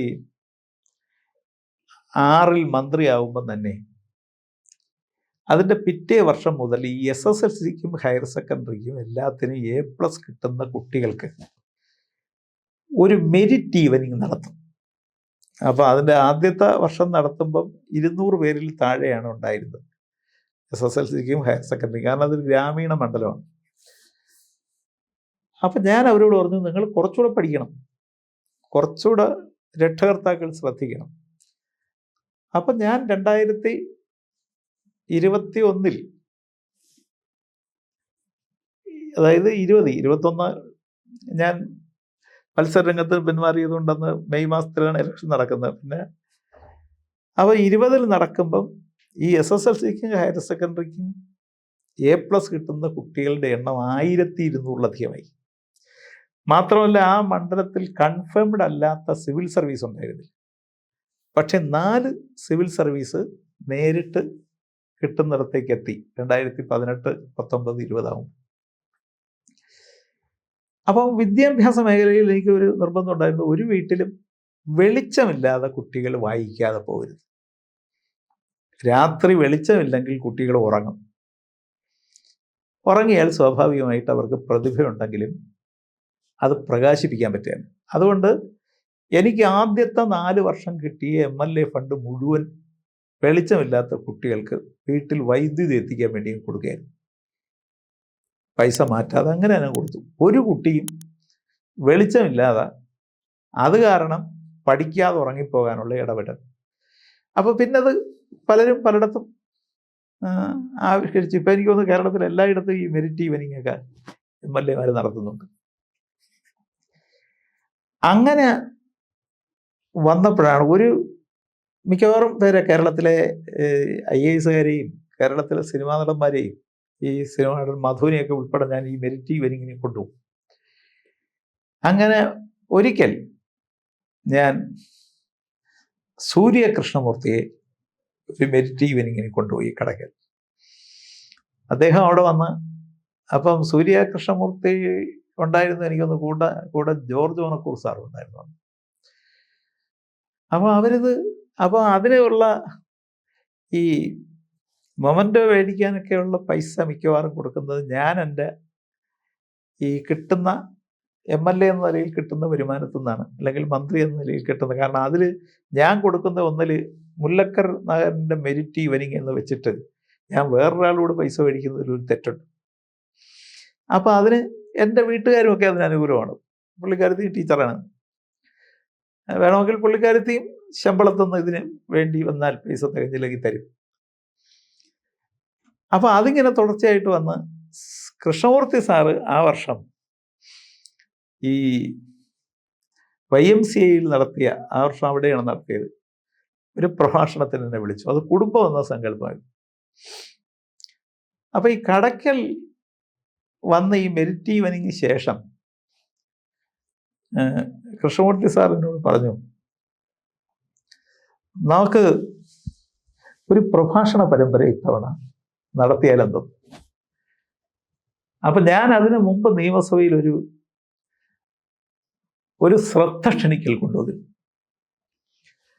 ആ ശ്രദ്ധ ക്ഷണിക്കൽ കൊണ്ടുവന്നത് ഈ ആർഭാട വിവാഹങ്ങളെക്കുറിച്ചാണ്, കുടുംബ സങ്കല്പത്തെക്കുറിച്ചാണ് പ്രസംഗം നടത്തിയത്. അതിനുശേഷം ഞാൻ ഏതെങ്കിലുമൊക്കെ അപൂർവം മാത്രമേ ശ്രദ്ധ ക്ഷണിക്കൽ കൊണ്ടുവരൂ. അത് പൊതുവായ ശ്രദ്ധ വരേണ്ട കാര്യങ്ങൾക്കാണ്. അങ്ങനെ ഞാൻ ഈ നമ്മുടെ ആർഭാട വിവാഹങ്ങളെക്കുറിച്ച്, MLA ആയതുകൊണ്ട് തന്നെ ചില ആർഭാട വിവാഹങ്ങളൊക്കെ പോയി കാണുമ്പോൾ നമുക്ക് അത്ര വേണോ, അങ്ങനെയാണോ വിവാഹങ്ങൾ നടത്തേണ്ടത് എന്ന ചിന്ത ശ്രീനാരായണ ഗുരുവാണെങ്കിലും മറ്റാളുകളാണെങ്കിലും വിവാഹത്തെക്കുറിച്ച് പൊതുവെ പറഞ്ഞതുമായി ബന്ധപ്പെട്ട് നമ്മൾ ആലോചിക്കും. അങ്ങനെ ഞാൻ ആർഭാട വിവാഹങ്ങൾ അതെങ്ങനെയാണ് കേരളത്തിൽ കുറയ്ക്കാവുന്ന തരത്തിൽ ഗവൺമെൻറ് ഒരു ഇടപെടൽ നടത്താവുന്നതെന്ന് പറഞ്ഞ് ഞാനൊരു ശ്രദ്ധ ക്ഷണിക്കൽ കൊണ്ടുപോകും. അപ്പോൾ വലിയ ആർഭാട വിവാഹങ്ങൾക്ക് ഈ വലിയവരായ സെലിബ്രിറ്റികൾ, മന്ത്രിമാരാണെങ്കിലും സിനിമാക്കാരാണെങ്കിലും ഒക്കെ പോകാതിരുന്നാൽ തന്നെ ഇതൊന്ന് കുറയും. ലളിതമായ കാര്യങ്ങൾക്ക് അവർ പോവുകയും വേണം. അപ്പോൾ മുഖ്യമന്ത്രി അതിന് പോസിറ്റീവായാണ് മറുപടി പറഞ്ഞത്. ഞാൻ അന്ന് ആർഭാട വിവാഹത്തിനെതിരായ ഒരു വിവാഹത്തിൻ്റെ മാതൃക പറഞ്ഞത് കൃഷ്ണമൂർത്തി സാറിൻ്റെ മകളുടെ വിവാഹത്തെക്കുറിച്ചാണ്. അതൊരു IAS കുട്ടിയാണ്. കല്യാണം കഴിച്ച അതിൻ്റെ വരനും ഒരു IAS കാരനാണ്, ബീഹാറിലുള്ളതാണ്. അപ്പോൾ ആ വിവാഹത്തിനൊരു ക്ഷണപത്രിക ഉണ്ടായിരുന്നു നമുക്ക്. അപ്പോൾ അതിലെഴുതിയിരുന്നത് എൻ്റെ മകളുടെ വിവാഹമാണ്, വിവാഹത്തിന് വേണ്ടി മകൾക്ക് ഞാനും എൻ്റെ കുടുംബവും സ്വരൂപിച്ച് വെച്ച അത്ര 30 ലക്ഷത്തിലധികം രൂപയങ്ങാട്ട്, കൃത്യമായി തുക ഞാൻ ഓർക്കുന്നില്ല, അത്രയും പൈസ ഇപ്പോൾ അധികം വന്നിരിക്കുകയാണ്. കാരണം അവളുടെ വരനെ കണ്ടെത്തി. മകളും അയാളും സിവിൽ സർവീസിലുള്ളവരാണ്. അതുകൊണ്ട് ആർഭാടരഹിതമായി വിവാഹം നടത്തണമെന്ന് അവരും നിർബന്ധിക്കുന്നു. ഞങ്ങളുടെ കുടുംബവും സമ്മതിച്ചു. അത് കാരണം ഈ പണം ഞാൻ പഠിച്ച വിദ്യാലയങ്ങൾക്ക് പങ്കിട്ട് കൊടുക്കാൻ തീരുമാനിച്ചു. അപ്പം ഞാൻ LPS പഠിച്ചത് ഏതോ ഒരു സ്കൂളാണ്, മോഡൽ സ്കൂളാണ്. ഞാൻ ഹൈസ്കൂളിൽ പഠിച്ചത് കൊല്ലം CKM കോളേജിലാണ് ഞാൻ കോളേജിൽ പഠിച്ചത്. അപ്പോൾ അതുകൊണ്ട് അതിന് ഇത്ര ലക്ഷം രൂപ വീതം ആ സ്കൂളുകളുടെ വികസനത്തിന് വേണ്ടി, കലാലയങ്ങളുടെ വികസനത്തിന് വേണ്ടി കൊടുക്കാൻ തീരുമാനിച്ചു. ഇത് ഞാൻ നിയമസഭയിൽ പറഞ്ഞു. നിയമസഭയിൽ പറഞ്ഞിട്ട് ഞാൻ പറഞ്ഞു, ഇതൊരു മാതൃകയാണ്. നമ്മൾ മകൾക്ക് വേണ്ടി കൊടുക്കുന്ന പൈസ അതവർക്ക് ഉപകരിക്കാം. പക്ഷെ മകൾക്ക് വേണ്ടി നമ്മൾ നടത്തുന്ന ആർഭാടം അവർക്കും ഗുണമുള്ളതല്ല, നാടിനും ഗുണമുള്ളതല്ല, നമുക്കും ഗുണമുള്ളതല്ല. അപ്പം ഈ ആർഭാടത്തിൻ്റെ പൈസ ഒട്ടും ആർഭാടകരമായി ജീവിക്കാൻ നിവൃത്തിയില്ലാത്ത, ജീവിക്കാൻ തന്നെ പാടുപെടുന്ന, പഠിക്കാൻ ഒരു നിവൃത്തിയില്ലാത്ത കുട്ടികൾക്ക് പഠനത്തിന് സൗകര്യമാവുന്ന തരത്തിൽ കൊടുക്കാമെങ്കിൽ അത് സാർത്ഥകമായ ഒരു സാമൂഹ്യ ഉത്തരവാദിത്വമായി മാറും. അതിൽ ഈ സൂര്യ കൃഷ്ണമൂർത്തിയുടെ മാതൃക സ്വീകരിക്കാവുന്നതാണ്. അപ്പം ഞാൻ അദ്ദേഹത്തിൻ്റെ വീട്ടിൽ കല്യാണത്തിന്, അപ്പോൾ ആ കല്യാണ കത്തിലുണ്ടായിരുന്നു ചെറുക്കനും പെണ്ണും ഇത്ര ദിവസം മുതൽ ഇത്ര ദിവസം വരെ വീട്ടിൽ കാണാം, വന്നവരെ അനുഗ്രഹിച്ചു പോയാൽ സന്തോഷം. അപ്പോൾ അവിടെ ചെല്ലുന്നവർക്കെല്ലാം കൃഷ്ണമൂർത്തി സാർ ഒരു ഗണപതി വിഗ്രഹം കൊടുക്കും. ഞാനും പോയി ചെറുക്കനെയും പെണ്ണിനെയും കണ്ടു, അവരോടൊന്നൊരു പടവും എടുത്തു, ഈ ഗണപതിയുടെ ഈ വിഗ്രഹവും മേടിച്ചു, ഞാൻ തിരിച്ചു വന്നു. അപ്പോഴിത് നിയമസഭയിൽ ഇത് വന്നപ്പോൾ പിറ്റന്നൊക്കെ നല്ല വാർത്തയായി, അതിനൊരു പ്രചാരമൊക്കെ കിട്ടി. അപ്പോൾ കൃഷ്ണമൂർത്തി സാറ് ഇതറിഞ്ഞു. സാറ് ഞാൻ ചെല്ലുമ്പോൾ ഈ മക്കളോട് തന്നെ പറഞ്ഞു, അതിൻ്റെ ഒരു 4 ദിവസം മുമ്പ് അങ്ങോട്ടാണ് ഞാനിത് അവതരിപ്പിക്കുന്നത്, നിങ്ങളുടെ പേരെല്ലാം നിയമസഭാ രേഖകളിൽ എത്തിച്ച ആളാണ് ഈ വന്നിരിക്കുന്നത്, അതുകൊണ്ട് നിങ്ങളിപ്പം നിയമസഭാ രേഖകളിൽ കൂടി ഉള്ള ആളാണ്. അപ്പോൾ സാറ് ഇങ്ങനെ ഒരു പ്രഭാഷണം പരമ്പര നടത്തിക്കൂടെ എന്ന് ചോദിച്ചു. അപ്പം ഞാൻ എൻ്റെ കൂട്ടുകാരുമായിട്ടൊക്കെ ആലോചിച്ചു. അപ്പോൾ അവർ പറഞ്ഞു, ഏത് വിഷയം, എത്ര ദിവസം? അപ്പം 7 ദിവസം നടത്തണം എന്ന് പറഞ്ഞു. അപ്പോൾ 2018 അപ്പം വിഷയം ഏത്? അപ്പോൾ എനിക്ക് തോന്നുന്നു 7 ദിവസം നടത്താൻ ഏറ്റവും നല്ലത് മഹാഭാരതമാണ്. മഹാഭാരതത്തിൽ എത്ര ദിവസം നടത്താനുള്ള കഥാപാത്രങ്ങളുണ്ട്, അവരെല്ലാം ഈ കാല സംഭവങ്ങളുമായി നമുക്ക് ബന്ധിപ്പിക്കുകയും ചെയ്യാം. അങ്ങനെയാണ് ആ പ്രഭാഷണ പരമ്പര നടത്തുന്നത്. സത്യത്തിൽ എനിക്കൊരു സമയം കിട്ടിയത് കൊണ്ടാണ് അതിന് തയ്യാറെടുക്കാൻ പറ്റിയത്. എൻ്റെ തന്നെ മനസ്സിലെ കഥാപാത്രങ്ങളെക്കുറിച്ചുള്ള ഓർമ്മകൾ കുറച്ചുകൂടെ വികസിപ്പിക്കാൻ, കുറച്ച് പുസ്തകങ്ങൾ സെലക്ട് ചെയ്യാനും വായിക്കാനും, ആ വായിച്ച കാര്യങ്ങൾക്ക് ചിലരുമായി ചർച്ച ചെയ്യാനും കഴിഞ്ഞതുകൊണ്ടാണ് 7 ദിവസം അവിടെ സൂര്യയിൽ പ്രഭാഷണം നടത്തി. പ്രഭാഷണം നടത്തിയപ്പോൾ തന്നെ അവിടെ നിന്ന് ആവശ്യം വന്നു, അടുത്ത വർഷവും പ്രഭാഷണം വേണം ഏതെങ്കിലും വിഷയത്തിൽ. അപ്പം ഞാൻ വിചാരിച്ചു 7 കഥാപാത്രമായിട്ട് ഒരു 3 കഥാപാത്രങ്ങളും കൂടെ വേണമല്ലോ. അങ്ങനെ ജോയിൻറ്റ് കൗൺസിലുകാർ 3 കഥാപാത്രങ്ങൾ, അധികമുള്ള 3 കഥാപാത്രങ്ങളെക്കുറിച്ച് പ്രഭാഷണം നടത്താൻ ജോയിൻറ്റ് കൗൺസിലിൻ്റെ ഹാളിൽ ഒരവസരം ഒരുക്കി. ആ 10 കഥാപാത്രങ്ങളെയാണ് ഒരു പുസ്തകമാക്കി ഞാൻ ഇറക്കിയത്. അതിന് തൊട്ടു മുമ്പ് എനിക്ക് ഒരുപാട് പ്രത്യേക സ്വഭാവ വിശേഷം കൊണ്ടും പ്രതിഭ കൊണ്ടും ഒരു ഇൻ്റലക്ച്വൽ ഷാർപ്പ്നെസ് കൊണ്ടും എനിക്ക് ആരാധന തോന്നിയ ഒരാളാണ് ഭാർഗവനാശാൻ. ഞാനുമായിട്ട് ഒരുപാട് അടുപ്പമുണ്ടായിരുന്ന ഒരാളാണ്. അപ്പോൾ ആശാനെക്കുറിച്ച് ഞാനൊരു പുസ്തകം അതിന് മുമ്പിറക്കി. അതിനും സമയം കിട്ടിയത് സത്യത്തിൽ ഈ MLA ആയിരിക്കുമ്പം MLA ക്വാർട്ടേഴ്സിൽ വൈകിട്ട് താമസിക്കുമ്പോൾ കിട്ടുന്ന സമയം കൊണ്ടാണ്. ആ പുസ്തകത്തിൻ്റെ പേരാണ് സമരത്തണൽ എന്ന്. 18-ന് ശേഷം കോവിഡിൻ്റെ ഒരു വർഷം സൂര്യ ഫെസ്റ്റ് നടത്തിയില്ല. ആ വർഷം ഒഴിച്ച് ബാക്കി 5 വർഷങ്ങളിൽ, കഴിഞ്ഞ വർഷം ഉൾപ്പെടെ ഞാൻ സൂര്യയിൽ പ്രഭാഷണം നടത്തി. അതിൽ 1 പുസ്തകമായി, രണ്ടാമത്തെ 1 പുസ്തകമായി. അത് രാമായണത്തെക്കുറിച്ചാണ്. അത് രാമായണം അറിഞ്ഞതും അറിയാത്തതും എന്ന പേരിൽ പുസ്തകം കഴിഞ്ഞ വർഷം ഇറക്കി. ഒരു തവണ നടത്തിയത് മഹാത്മാഗാന്ധിയെക്കുറിച്ചാണ്. മഹാത്മാഗാന്ധിയെക്കുറിച്ച് ഒരുപാട് വെർഷനിലുള്ള പുസ്തകങ്ങൾ വന്നിട്ടുള്ളത് കൊണ്ട് അത് ഇറക്കണോ ഇറക്കണ്ടേ എന്നുള്ളത് ഒരു സന്നിഗ്ധാവസ്ഥയുണ്ട്. പിന്നെ കേരളത്തെ രൂപപ്പെടുത്തിയ ഐതിഹ്യങ്ങളും കടങ്കഥകളും, അത് ഒരു വർഷത്തെ പ്രഭാഷണമായിരുന്നു. കഴിഞ്ഞ വർഷത്തെ പ്രഭാഷണം ബുദ്ധനാണ്. അത് തീർച്ചയായിട്ടും പുസ്തകമായി ഇറക്കേണ്ട പുസ്തകമാണ്. അതിനുള്ള തയ്യാറെടുപ്പ് നടത്തിക്കൊണ്ടിരിക്കുകയാണ്. അപ്പം നമുക്ക് ഈ എലക്ഷൻ അല്ലെങ്കിൽ ഈ മന്ത്രിസ്ഥാനത്തിന് ശേഷം വന്ന 10 വർഷക്കാലം MLA ആയിരുന്ന കാലം, പണ്ട് കാലത്തെ പോലെ മന്ത്രിയായിരുന്ന കാലത്ത് എനിക്ക് അത്രത്തോളം വായിക്കാനും എഴുതാനും സമയം കിട്ടിയിട്ടില്ല. പക്ഷേ പണ്ടത്തെ പോലെ വായിക്കാനും പിന്നെ ഈ MLA ക്വാർട്ടേഴ്സിലെ താമസം ഒരുപാട് സമയം നമുക്ക് ഇഷ്ടപ്പെട്ട തരത്തിൽ വിനിയോഗിക്കാൻ കിട്ടിയ കാലമാണ്. അപ്പോഴാണ് ഈ പുസ്തകങ്ങളെക്കുറിച്ചും ഈ പ്രഭാഷണ പരമ്പരകൾക്കുള്ള വിഷയത്തിൽ തയ്യാറെടുക്കാനും കഴിഞ്ഞത്. കൂട്ടത്തിൽ പാർട്ടിയുടെ രാഷ്ട്രീയ പ്രവർത്തനത്തിൻ്റെ ഭാഗമായിട്ട് ഒരു 2.5 വർഷക്കാലം കൊല്ലം ജില്ലയുടെ സെക്രട്ടറിയുടെ ചുമതല ഒരു പ്രത്യേക സമയത്ത് നിർവഹിക്കേണ്ടി വന്നിട്ടുണ്ട്. അതിനുശേഷം പത്തനംതിട്ട ജില്ലയിൽ കുറച്ച് കാലം ചുമതല വഹിച്ചു. സെക്രട്ടറിയുടെ അല്ല, സ്റ്റേറ്റ് എക്സിക്യൂട്ടീവിൻ്റെ ചുമതല. ഇപ്പം ഇങ്ങനെ നേരത്തെ പറഞ്ഞതുപോലെ നമ്മുടെ വായനയും അതിനനുസരിച്ചുള്ള ചിന്തകളും ചില പുസ്തക രചനയ്ക്ക് വേണ്ടിയുള്ള തയ്യാറെടുപ്പുകളും ആയിട്ട് മുന്നോട്ട് പോവുകയാണ്.